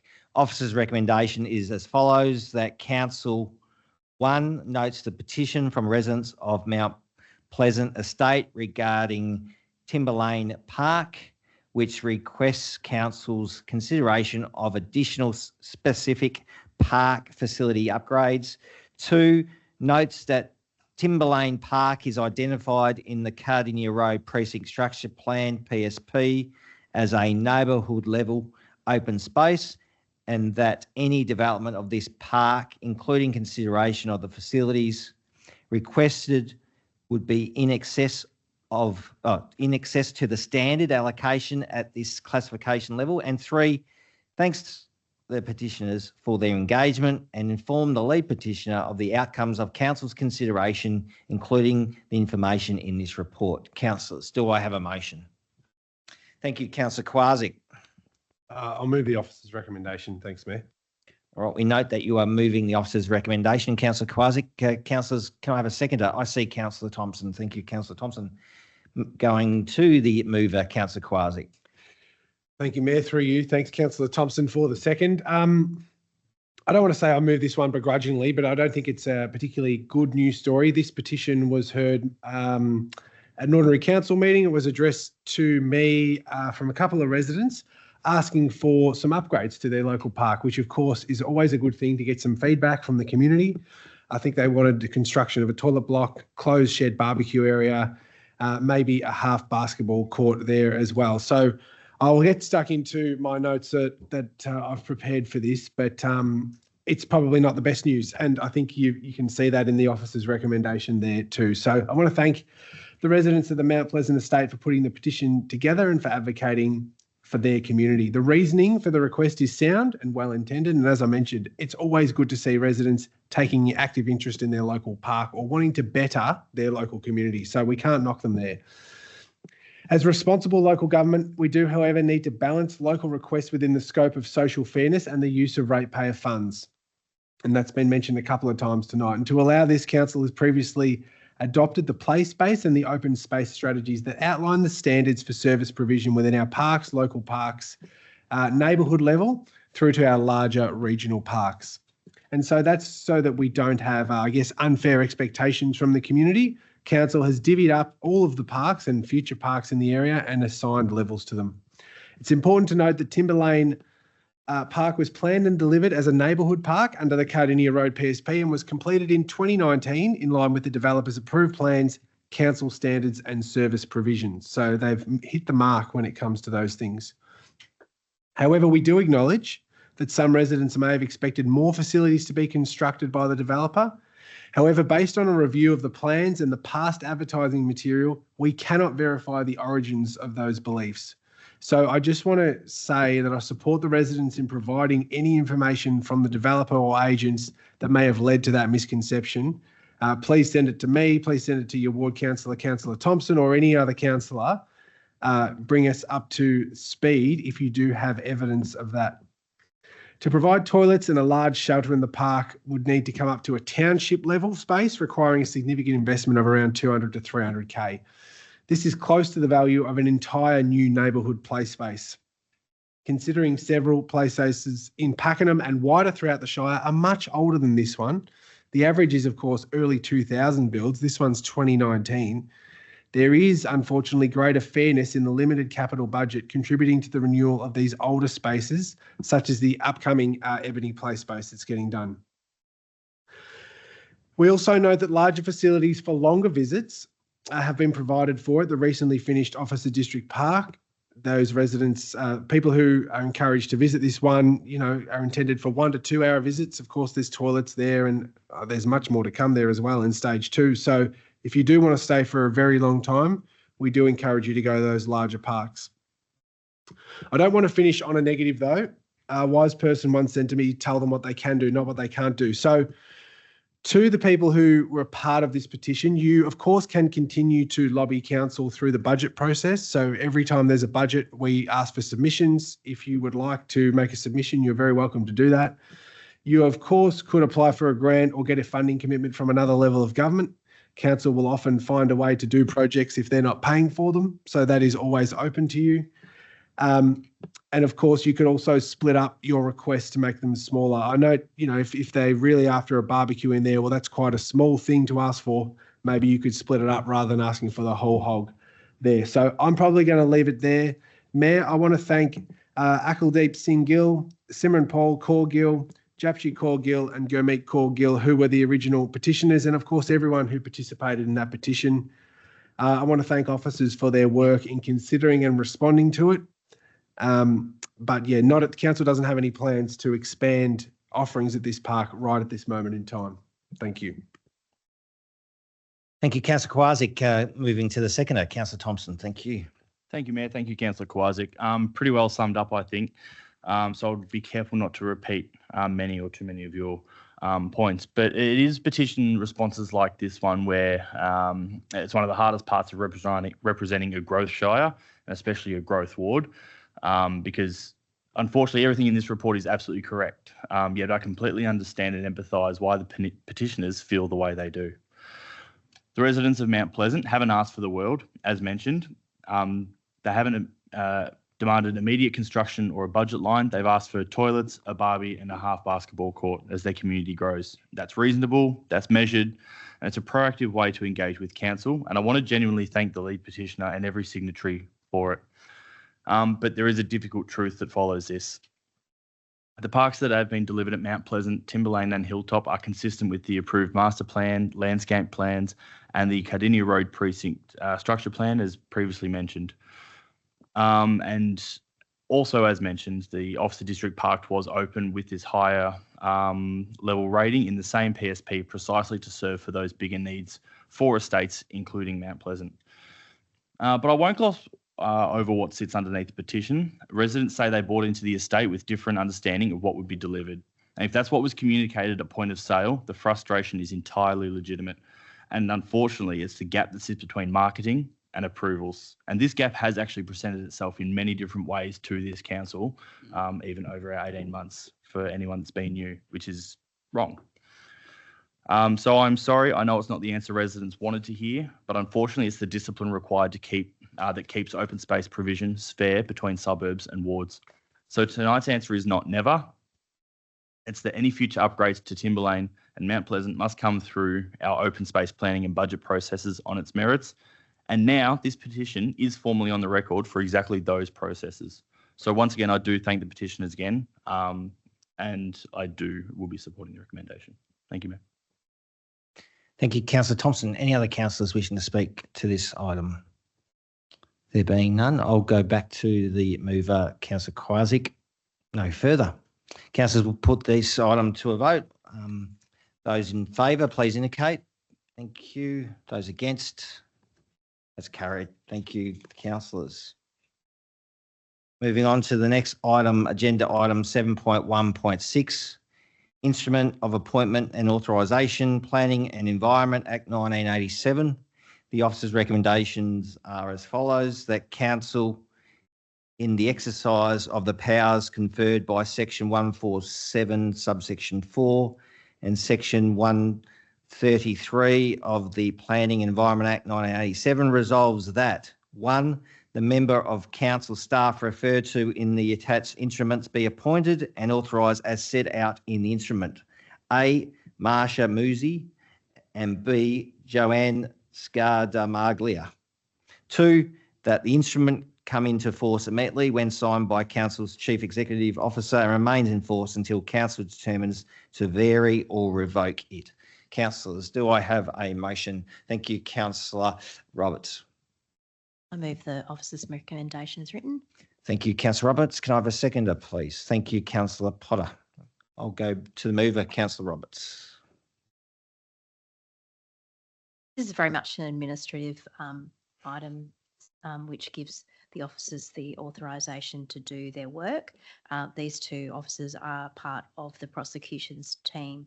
Marsha Musi is the coordinator of prosecutions, and Joanne Scardamaglia is the paralegal in our prosecutions team. So I wish them well with their work for Cardinia. Thank you. Thank you, Councillor Roberts. I'll go to Councillor Potter as the seconder.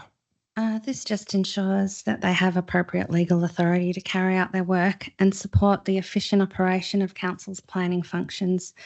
And it helps ensure council can fulfil its statutory responsibilities, make decisions efficiently, and provide certainty for both staff and community. Thank you. Thank you, Councillor Potter. Any other councillors wishing to speak to this item? There being none, I'll go back to Councillor Roberts to sum up. Nothing further. All right. Thank you, Councillor Roberts. We put agenda item 7.1.6, Instrument of Appointment and Authorisation, Planning Environment Act 1987 to a vote. All those in. We just note he's left the chamber. We can undertake the vote in his absence. Yep. Thank you. So, councillors, I put this item up for a vote. All those in favour, please indicate. Thank you. Any against? That's carried. Thank you. Moving on to agenda item 7.2.1, Nanagoon Township Strategy.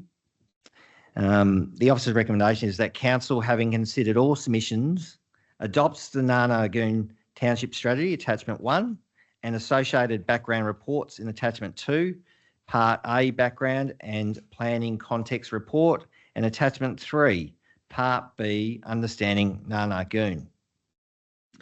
Councillors, do I have a motion? Thank you, Councillor Pomeroy. I'd like to move the officer recommendation as noted. Thank you. Thank you, Councillor Pomeroy. Can I have a seconder, councillors? I see Councillor Payton. Thank you, Councillor Payton. Moving to the mover, Councillor Pomeroy. Thank you. Thanks, Mayor, and thanks, Councillor Payton. For more than a decade, Council has been consulting on a strategy that has a shelf life of 15 years. Overwhelmingly, what I have heard is that the way drainage is reflected, it misses the mark by a country mile, that the township footprint is not reflective of the actual Narnagoon township, that the strategy lacks vision and doesn't prepare Narnagoon for potential future growth, should land be approved for rezoning by the government. And this is a real reality. It's what we've already seen happen in Pakenham East, Longwarry, Bunyip, Kooyurup, and even Lang Lang. That the second phase of the engagement round did not make people feel as though they could share their views. I've also heard that the infill development of 200 new homes has not been supported by all, that the commercial centre should also move away from the current location. I also received the feedback that we should just sit on this document. Don't do anything with it. Wait until the flood project, mapping project is done, which is due in 2027 and likely will filter into 2028 by the time actions are considered from that, and then decide where the township boundary is.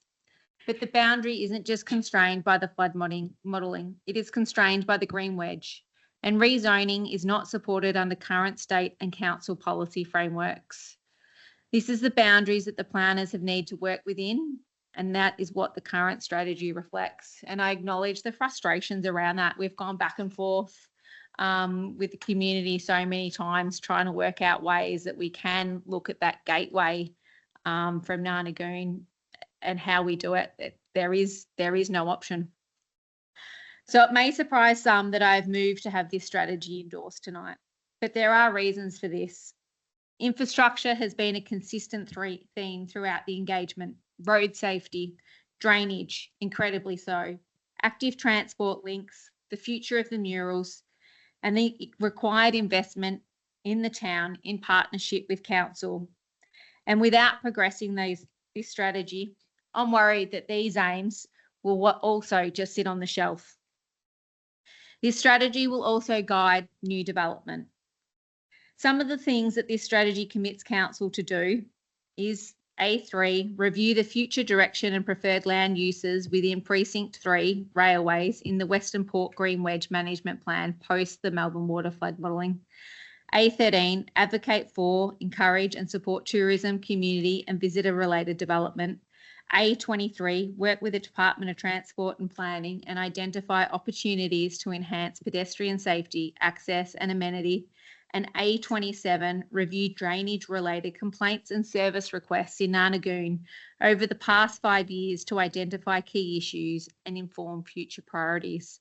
So while I acknowledge that the strategy doesn't say that we will invest in that infrastructure right now, it is steps forward. I encourage fellow councillors to support this strategy tonight, but I'm interested to hear their views. Thank you, Councillor Pomeroy. I'll go to our seconder, Councillor Payton. Thank you. Thank you. And thanks, Councillor Pomeroy. You've done a mountain of work with the community and just helping us all along this journey of understanding the complexity of this. Narnagoon has waited a really long time for a township strategy, and frankly, it needed one yesterday. I will be supporting the recommendation for pretty much the reasons that you put forward. Having spent time working through the detail, speaking with residents and reflecting on feedback that I've received, I still have some quite serious concerns about aspects of the strategy.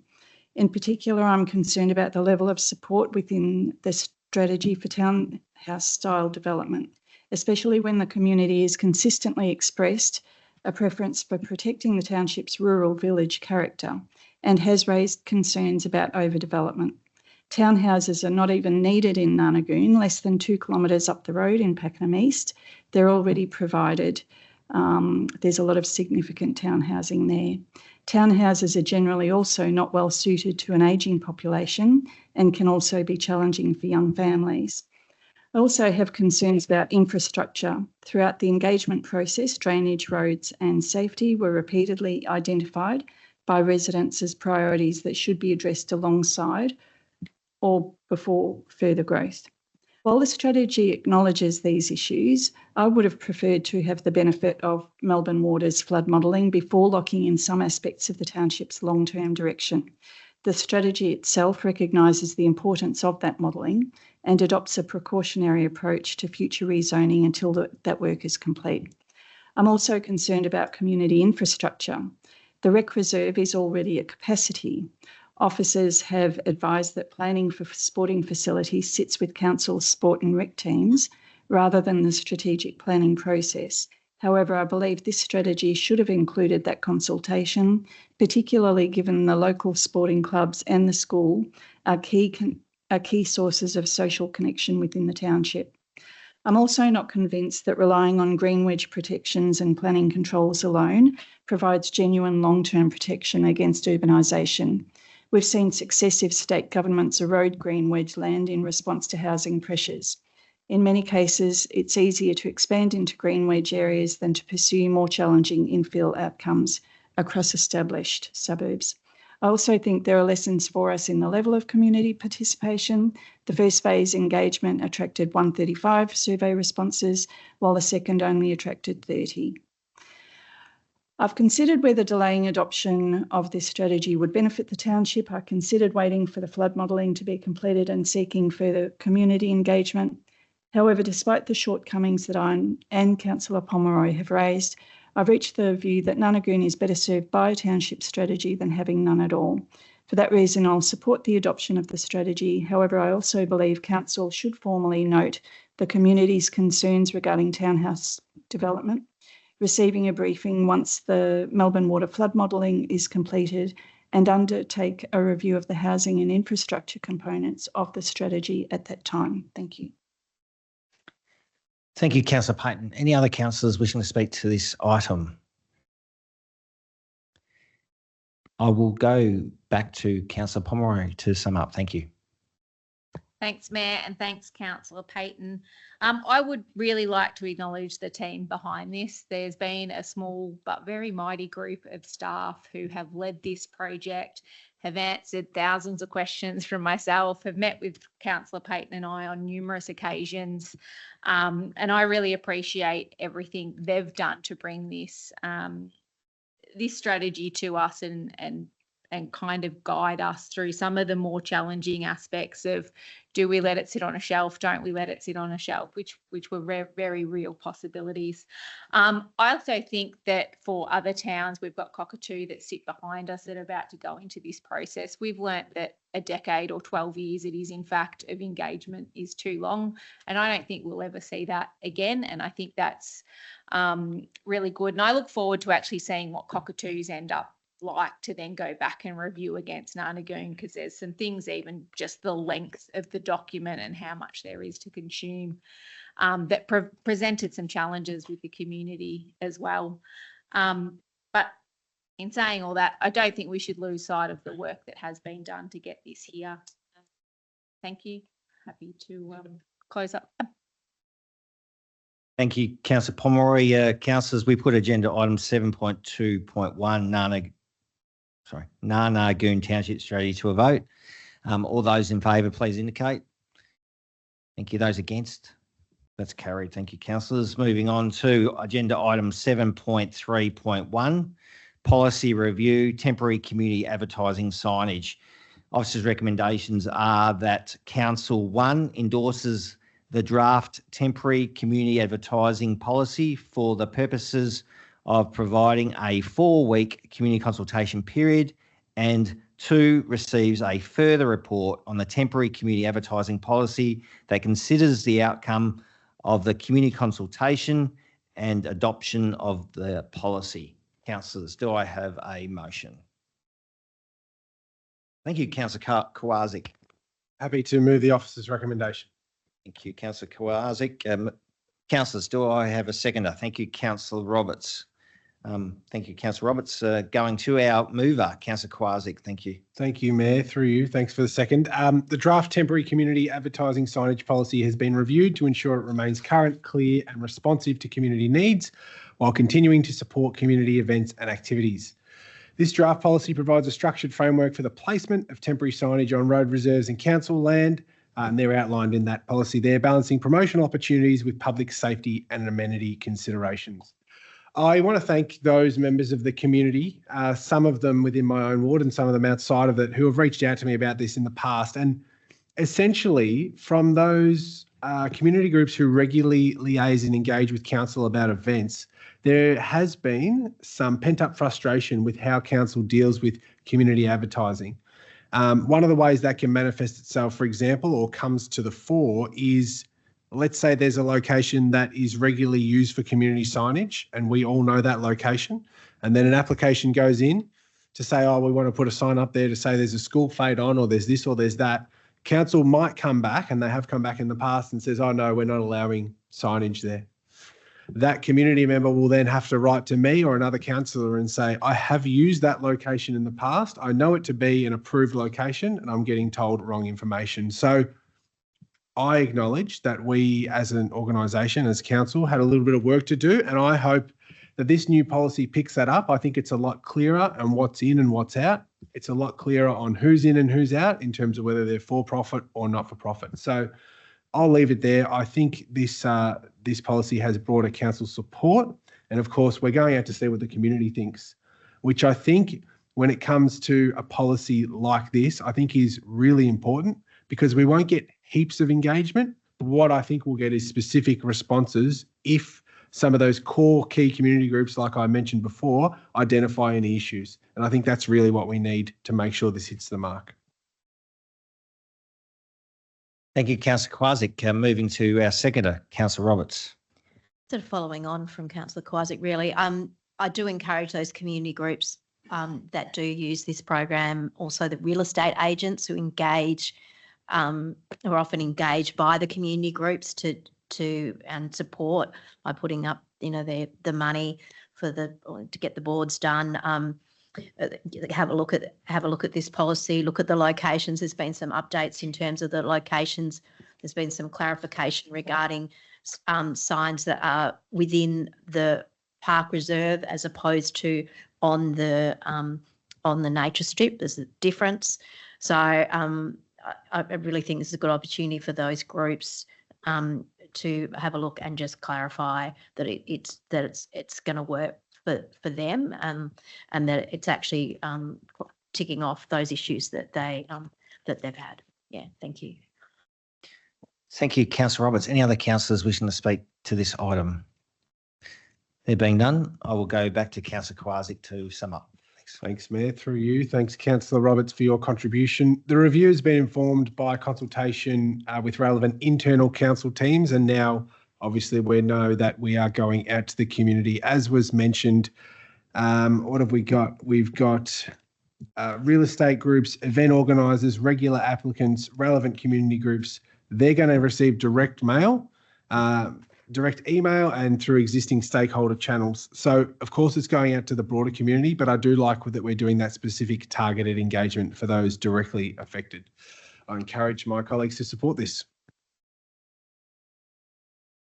Thank you, Councillor Kwasik. Councillors, I put this agenda item 7.3.1, policy review, temporary community advertising signage, to a vote. All those in favour, please indicate. Thank you. Those against?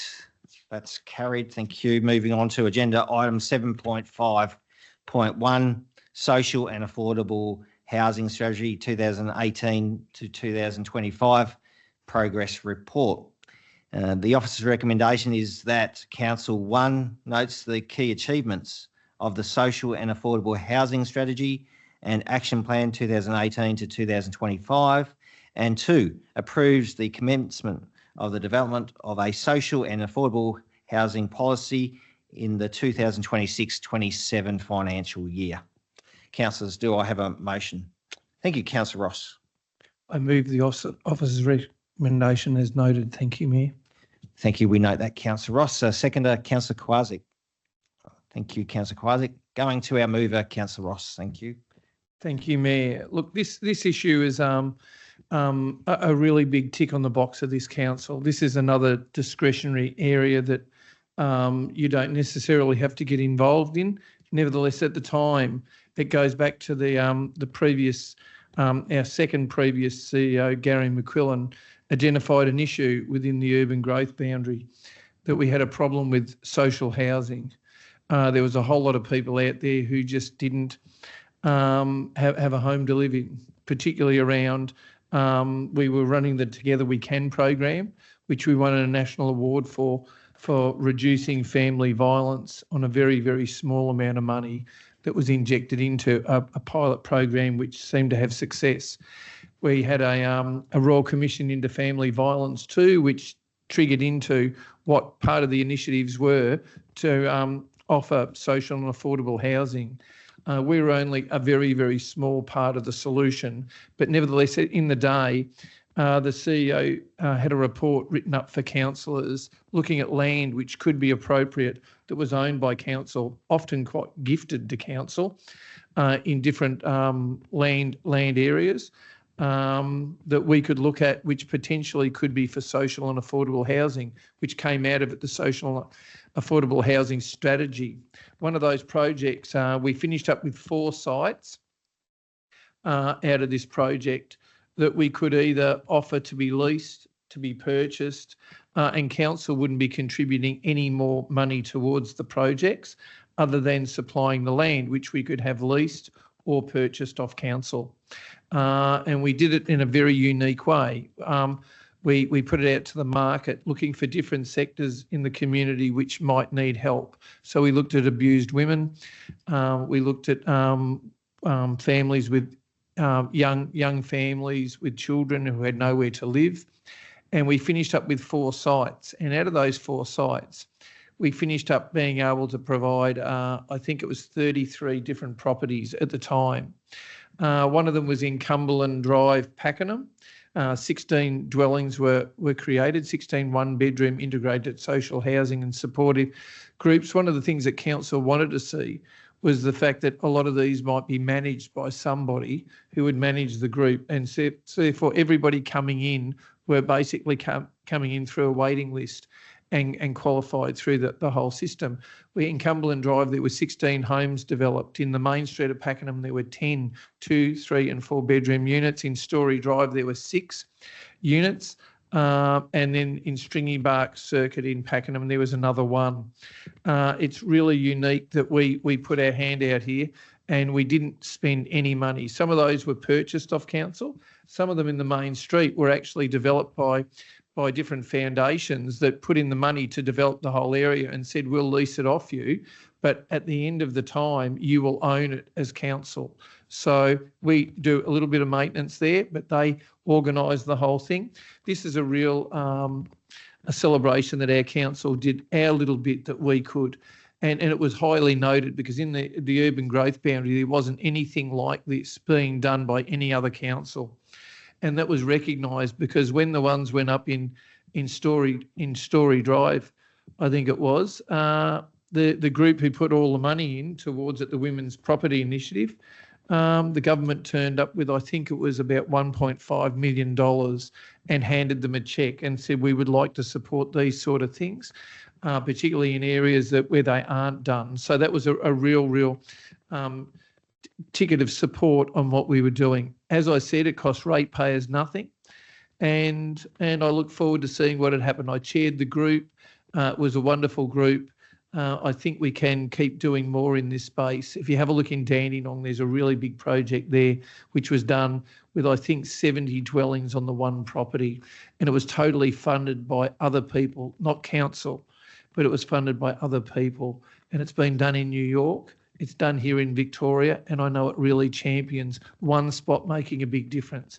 Anyway, I look forward to the future progress of the strategy. Point 2 was approves the commencement of the development of the social and affordable housing policy in the 26-27 financial year.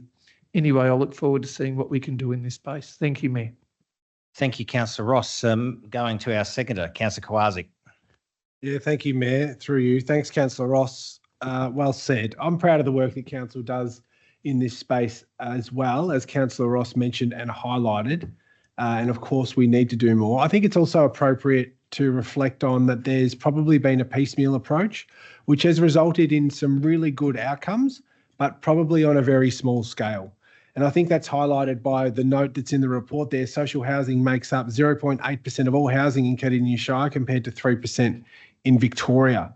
So whilst we can be proud of the individual efforts that we've made, I think we can see that the piecemeal approach is not working on a broader scale. A program that seeks to alleviate some of the unnecessary homelessness we see in our community, but also speaks directly to the livability outcomes that we want to achieve for our community, how could we not support it? And I think we're going to get that support. So you mentioned it, Councillor Ross. I think whilst the first part of the recommendation, the officer's recommendation, is important, what's even more important is the second part. And developing that new social and affordable housing policy is really what we need, because it will guide the direction that the officers take when entering in discussions with developers. It'll guide the direction of officers when considering opportunities that may be out there from some of those charities. So I really look forward to being a part of the development of that policy, because I think that's where we can make a big difference in the future. Thanks. Thank you, Councillor Kwasik. I'll go to other speakers. First of all, Councillor Payton. Thank you. I think it's really important that we move quickly from the strategy that we have to develop policy that will address the growing crisis of people who are becoming homeless or who can't afford accommodation in Cardinia. There are 3 areas where I'd like to see future policy really strengthened, so that our planners can make decisions more easily, and so that the blue between council and other governments doesn't invite a creep of our operations that further stresses our budget and staff resources. Firstly, future policy needs to be really clear about council's role. The report states that housing policy, funding and delivery are primarily state and federal government responsibilities, and that council role is planning, advocacy and partnerships. Some actions in the strategy, such as negotiating planning outcomes with developers and advocating for investment, clearly sit with us within that role. Future policy should avoid blurring the line between advocacy and delivery, or between local government responsibilities and those that properly belong to other levels of government. Secondly, the report identifies a need to increase the supply of smaller dwellings, but I think future policy should also focus on housing mobility. We talk a lot about getting people into homes, but not enough about helping people move through the housing market. Many older residents and empty nesters, I'm one of them, are still living in larger family homes, not because they need space, but because downsizing can be expensive and financially unattractive. If we're serious about housing affordability, we need to be advocating to state and federal governments to remove those barriers.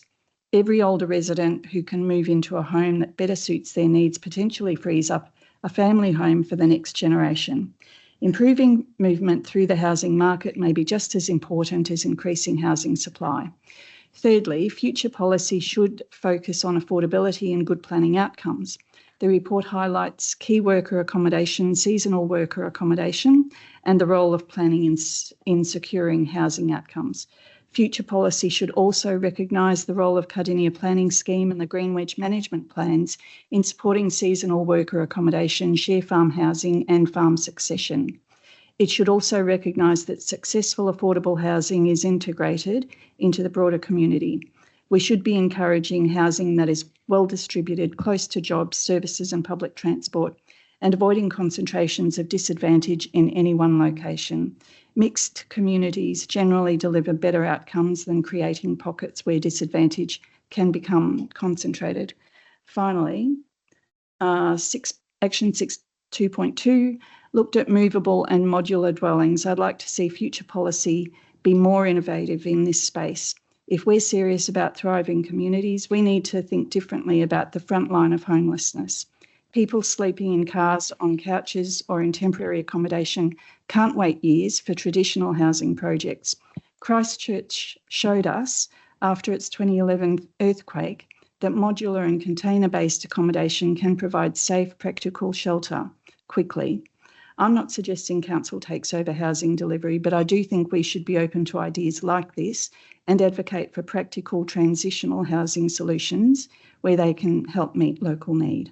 For these reasons, I'll support progressing development of the policy, but I emphasise the need for council to clearly define its role, and especially council's role, to clearly define its role, support local employment and agriculture, focus on affordability and promote well-planned housing outcomes for our community. Thank you. Thank you, Councillor Payton. Any other councillors wishing to speak to this item?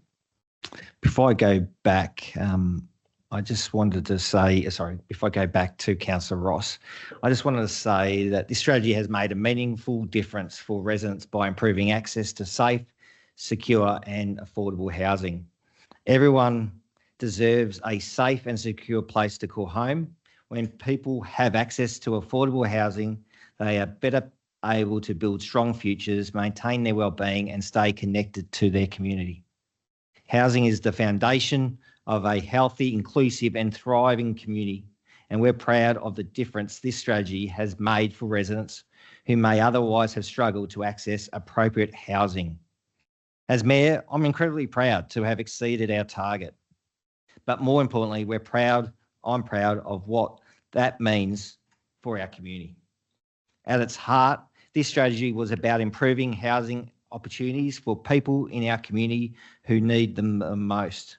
The outcomes achieved have helped support women and children escaping family violence, people with disability, people experiencing mental health challenges and other vulnerable residents to access safe and secure housing.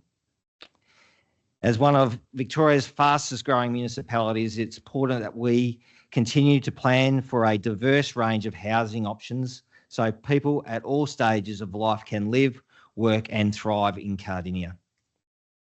While there is more work to do, the achievements of this strategy represents the important step towards a more inclusive and connected community. And I just want to acknowledge the staff over the years of this strategy. Their amazing efforts to get the outcomes that we have. That's obviously listed in this progress report. But I know, some staff have left the organisation, but I want to acknowledge current and past staff that have helped us deliver these great successes as part of that strategy.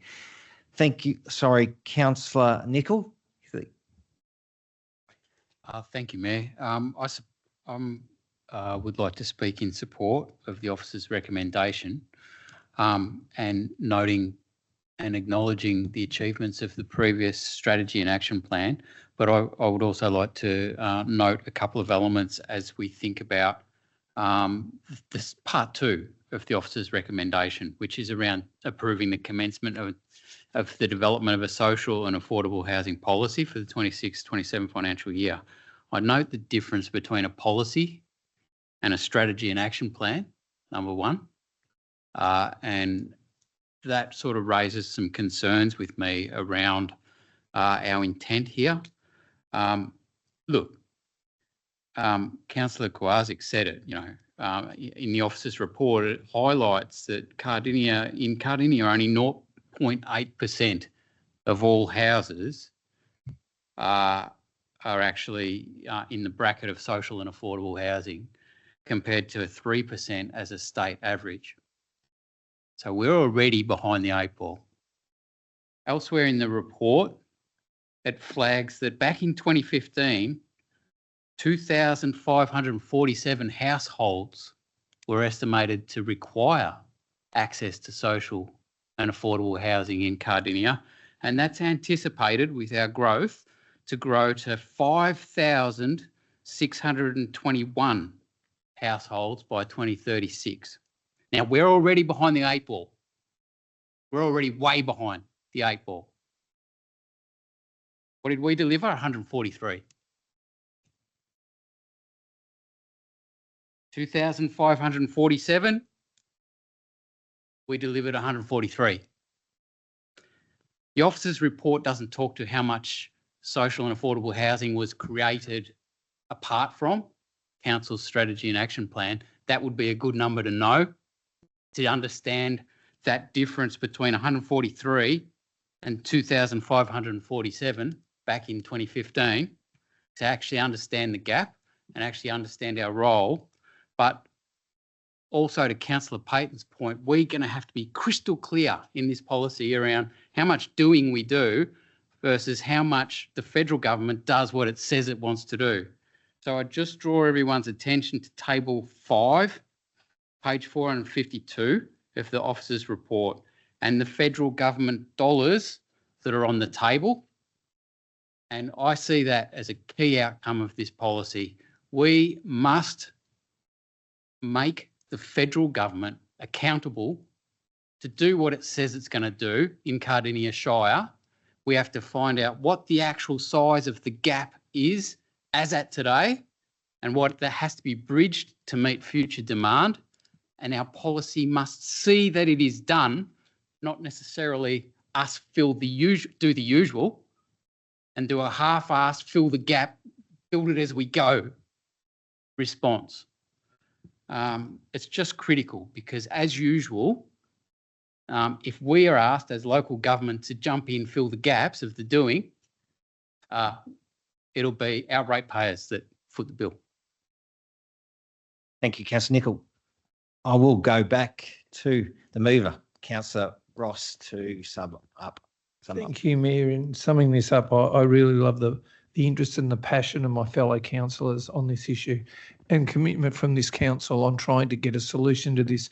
It really does show the heart of our council. It's a discretionary spend.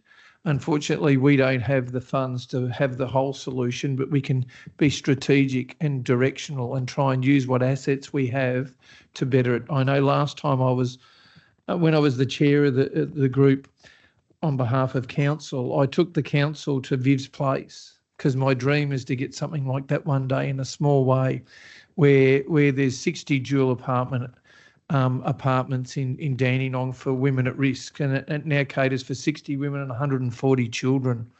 And it's been highly successful over, as I said, in New York, where for 30 years they've helped homeless people through that facility. When they built it in Dandenong, all the different groups put in and the state government put in the money. The council didn't put in the money. So it's for us to advocate.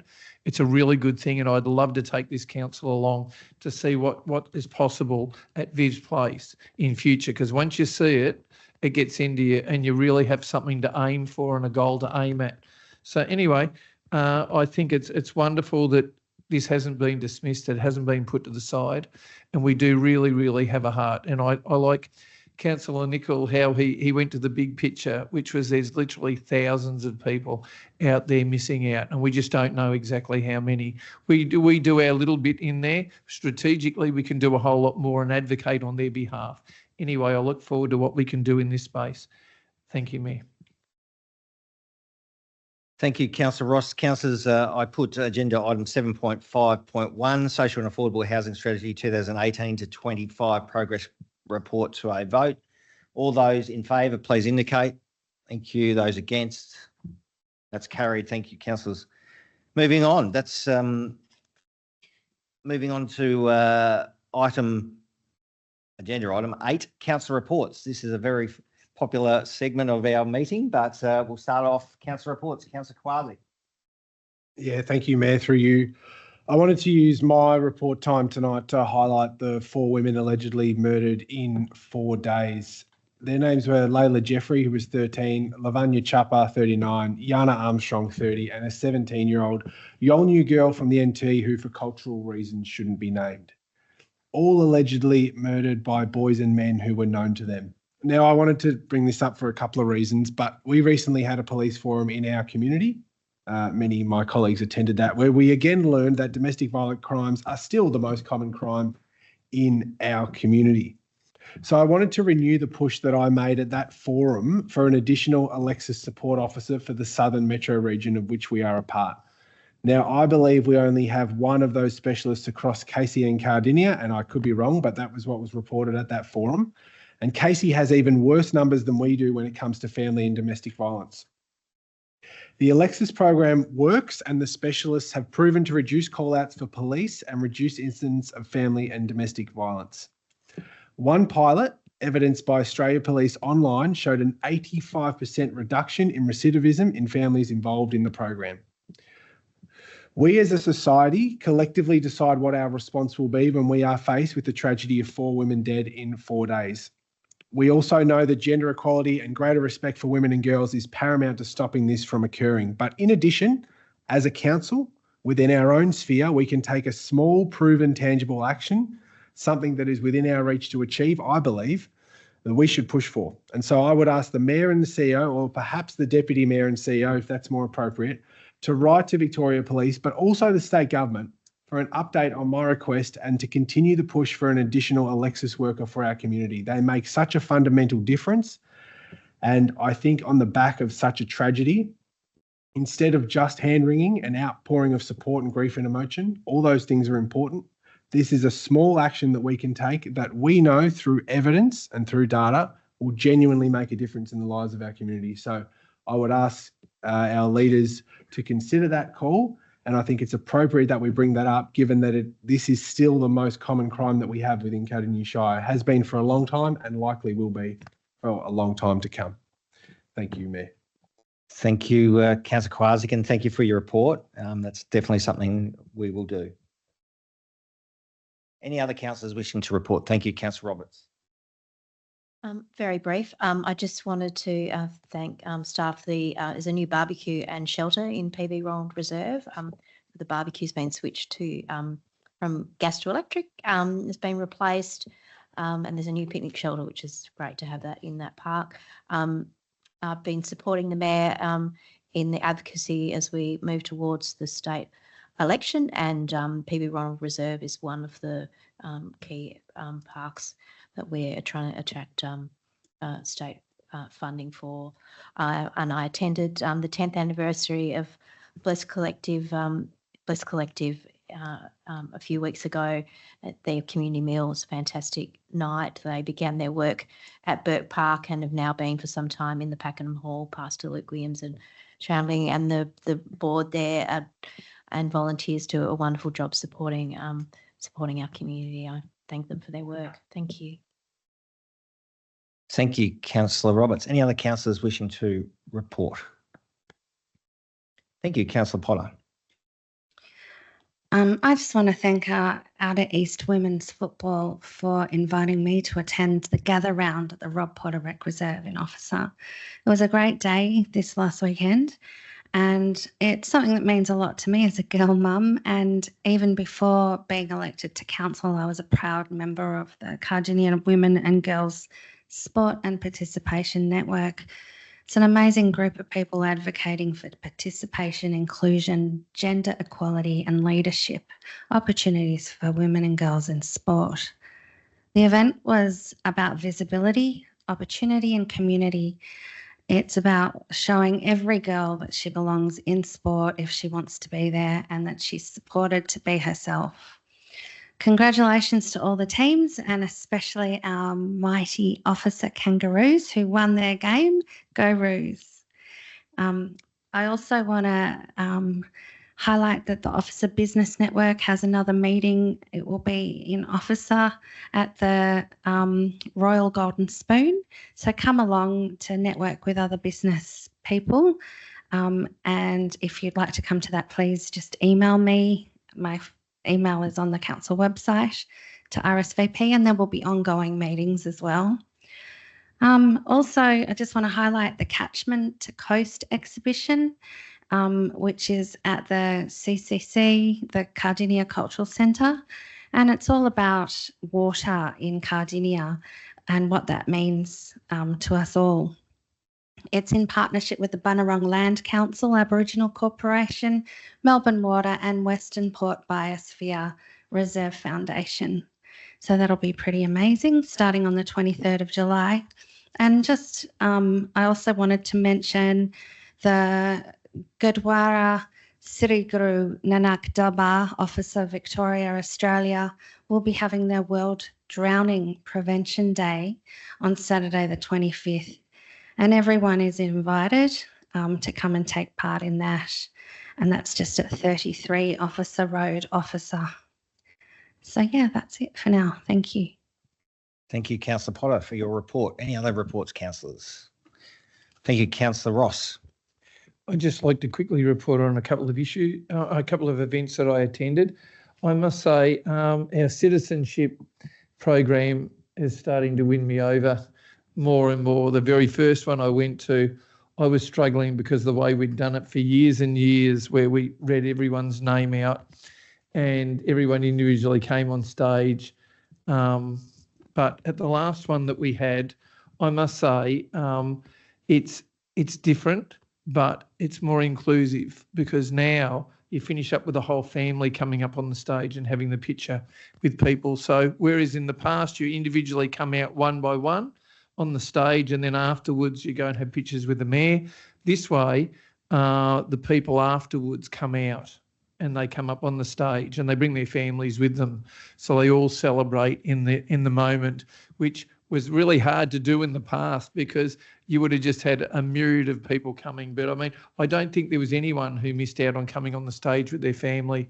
And that was a real treat because you got to meet the whole family, not just the individual who became a citizen. So anyway, that was something for me. I had to let go of the past and embrace the future, but it's coming out really good. So I really enjoyed it. I don't know what we're going to do when we have all of us up on the stage at the same time. There might be a congestion up there, but it worked really well. So congratulations. The Refugee Day event that I attended at Living and Learning was a really good event. You had so many proud people who are new Australians share with us a little bit about their own culture from the past, but they were really, really embracing Australia as a home. I'm really proud of it. I went on a award drive with the CEO and our new director, Mick Barrett, the other day, and that's something that I do know that was started on our last council with Peter Benezik.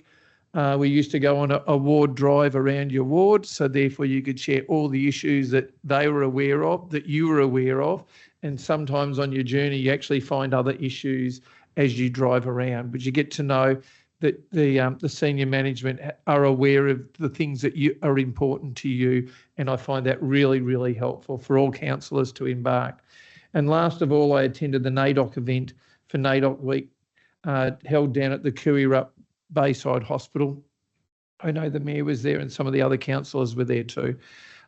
Wonderful event. It's one of the only places where there's actually an Indigenous meeting place, which has been specifically designed in such a way that it sort of resembles a little bit about what they used to do in the past. I must say, every time I go to an Indigenous event, I learn so much more about what they're about and what they believe. And I must say, as much as people might say, if you meet the right people, they are amazingly inclusive in their culture and the culture of Australia today, and they just want it to be even more inclusive. And that was portrayed down there at the time. So anyone who hasn't been to those sort of events, go along and you'll learn a whole lot more than what you thought you knew before you went. Thank you, Mayor. Thank you, Councillor Ross, for your report. Any other reports, councillors? I'll just briefly do mine. 3 minutes, thank you. In mid-June, we had World Elder Abuse Awareness Day, and that was fantastic to have Maureen Timms, our 2026 Senior Citizen of the Year, talk about her experiences. And it was a really, really good day, really good information for our older residents. It was great.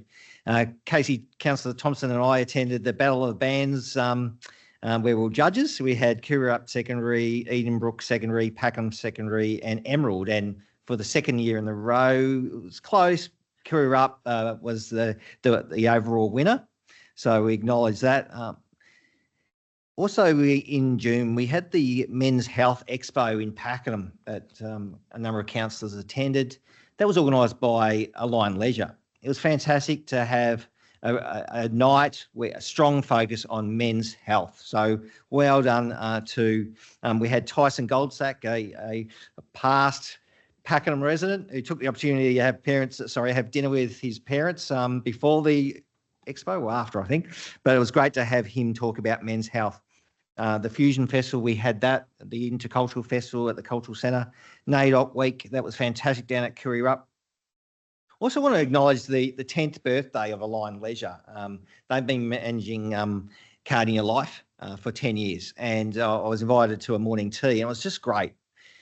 The community of Cardinia Life is strong, and you know, people love that facility. It makes a difference in people's lives, you know, keeping fit, the social connections and so forth like that. And they members of the public, reflected on the role of aligned leisure has in improving the lives of our residents. So it was really good to hear that. There was quizzes on the day and games and so forth. So that was really good. Also want to acknowledge, unfortunately, Councillor Roberts was unwell, but last week we had the launch or the opening of a community kitchen at Living Learning Pakenham, which is fantastic. Thanks to the Andrews Foundation.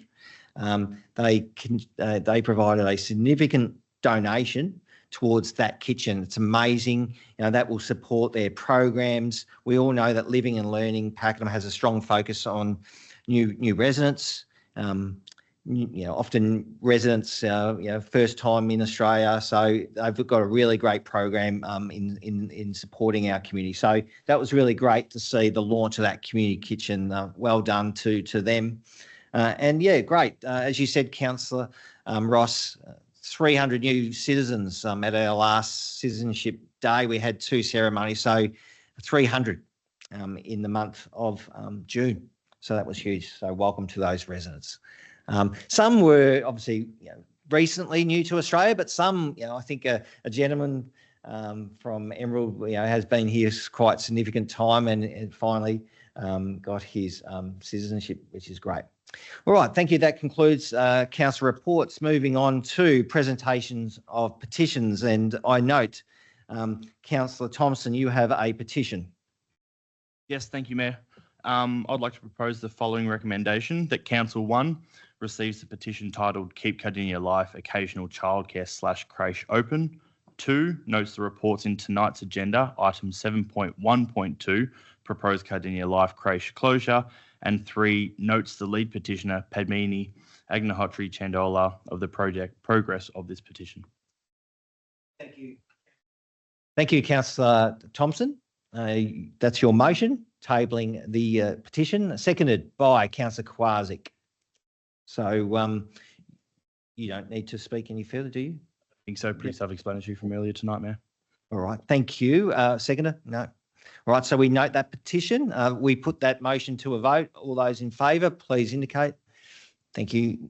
That's carried. Moving on to notices of motion, and I note that we have no notices of motion submitted by councillors tonight. Councillors, are there any urgent business? There's no urgent business. Councillor questions, I note that we do not have any councillor questions tonight. Moving on to the mayoral minute. Just briefly, an advocacy update. Our state election advocacy campaign is continuing to gain momentum. We recently shared our Cardinia Life advocacy video across council's digital channels. In the video, members of the basketball community explain why an upgrade to this much-loved council-wide, Shire-wide facility is so urgently needed. Cardinia Life is one of the 6 priority projects we're advocating for in the lead up to the November state election. Our other priorities include essential parks and open space projects, a strategic road sealing package, the Lang Lang bypass, improved public transport and Cardinia Shire's first ever higher education facility. Council is ready to play its part, but we can't deliver these important projects alone. We need support from other levels of government to make it happen. You can watch the latest video on Council's YouTube channel. And I do encourage residents to please be a part in Council's advocacy. We really need you to support, be part of the story, advocate of why we need these priorities in the lead up to the state election. Late last month, the Deputy Mayor, Councillor Roberts, the CEO and myself attended the Australian Local Government Association's National General Assembly in Canberra. The NGA was an important opportunity to ensure Cardinia Shire's voice is heard at a national level and to advocate for the projects and priorities that matter most to our community. We met with members of Parliament, ministers, advisors and local government colleagues to discuss the challenges and opportunities facing councils across Australia. Importantly, it was also an opportunity to keep Cardinia Shire's priorities front of mind. We look forward to continuing these conversations and working with all levels of government for what our community needs and deserves. You can learn more about Council's advocacy priorities on our website. And finally, we've got a really good award in Cardinia called the Good Choice Awards. It's a reminder that nominations for the 2026 Good Choice Awards close soon.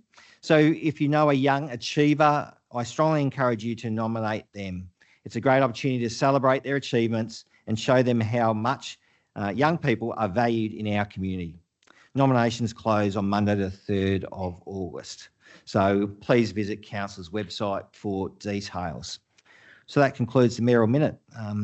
Moving on to item 14, confidential business. There are 2 items to be considered in a closed session.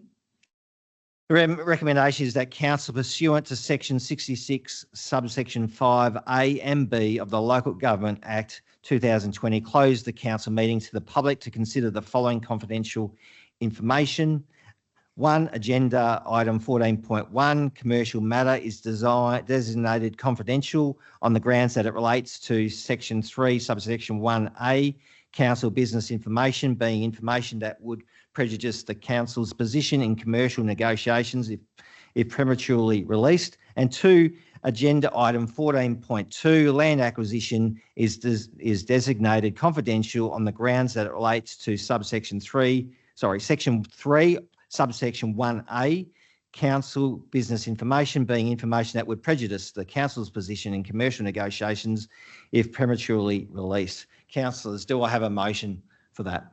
Thank you, Councillor Roberts. I'm happy to move the motion to close for confidentials. Yep.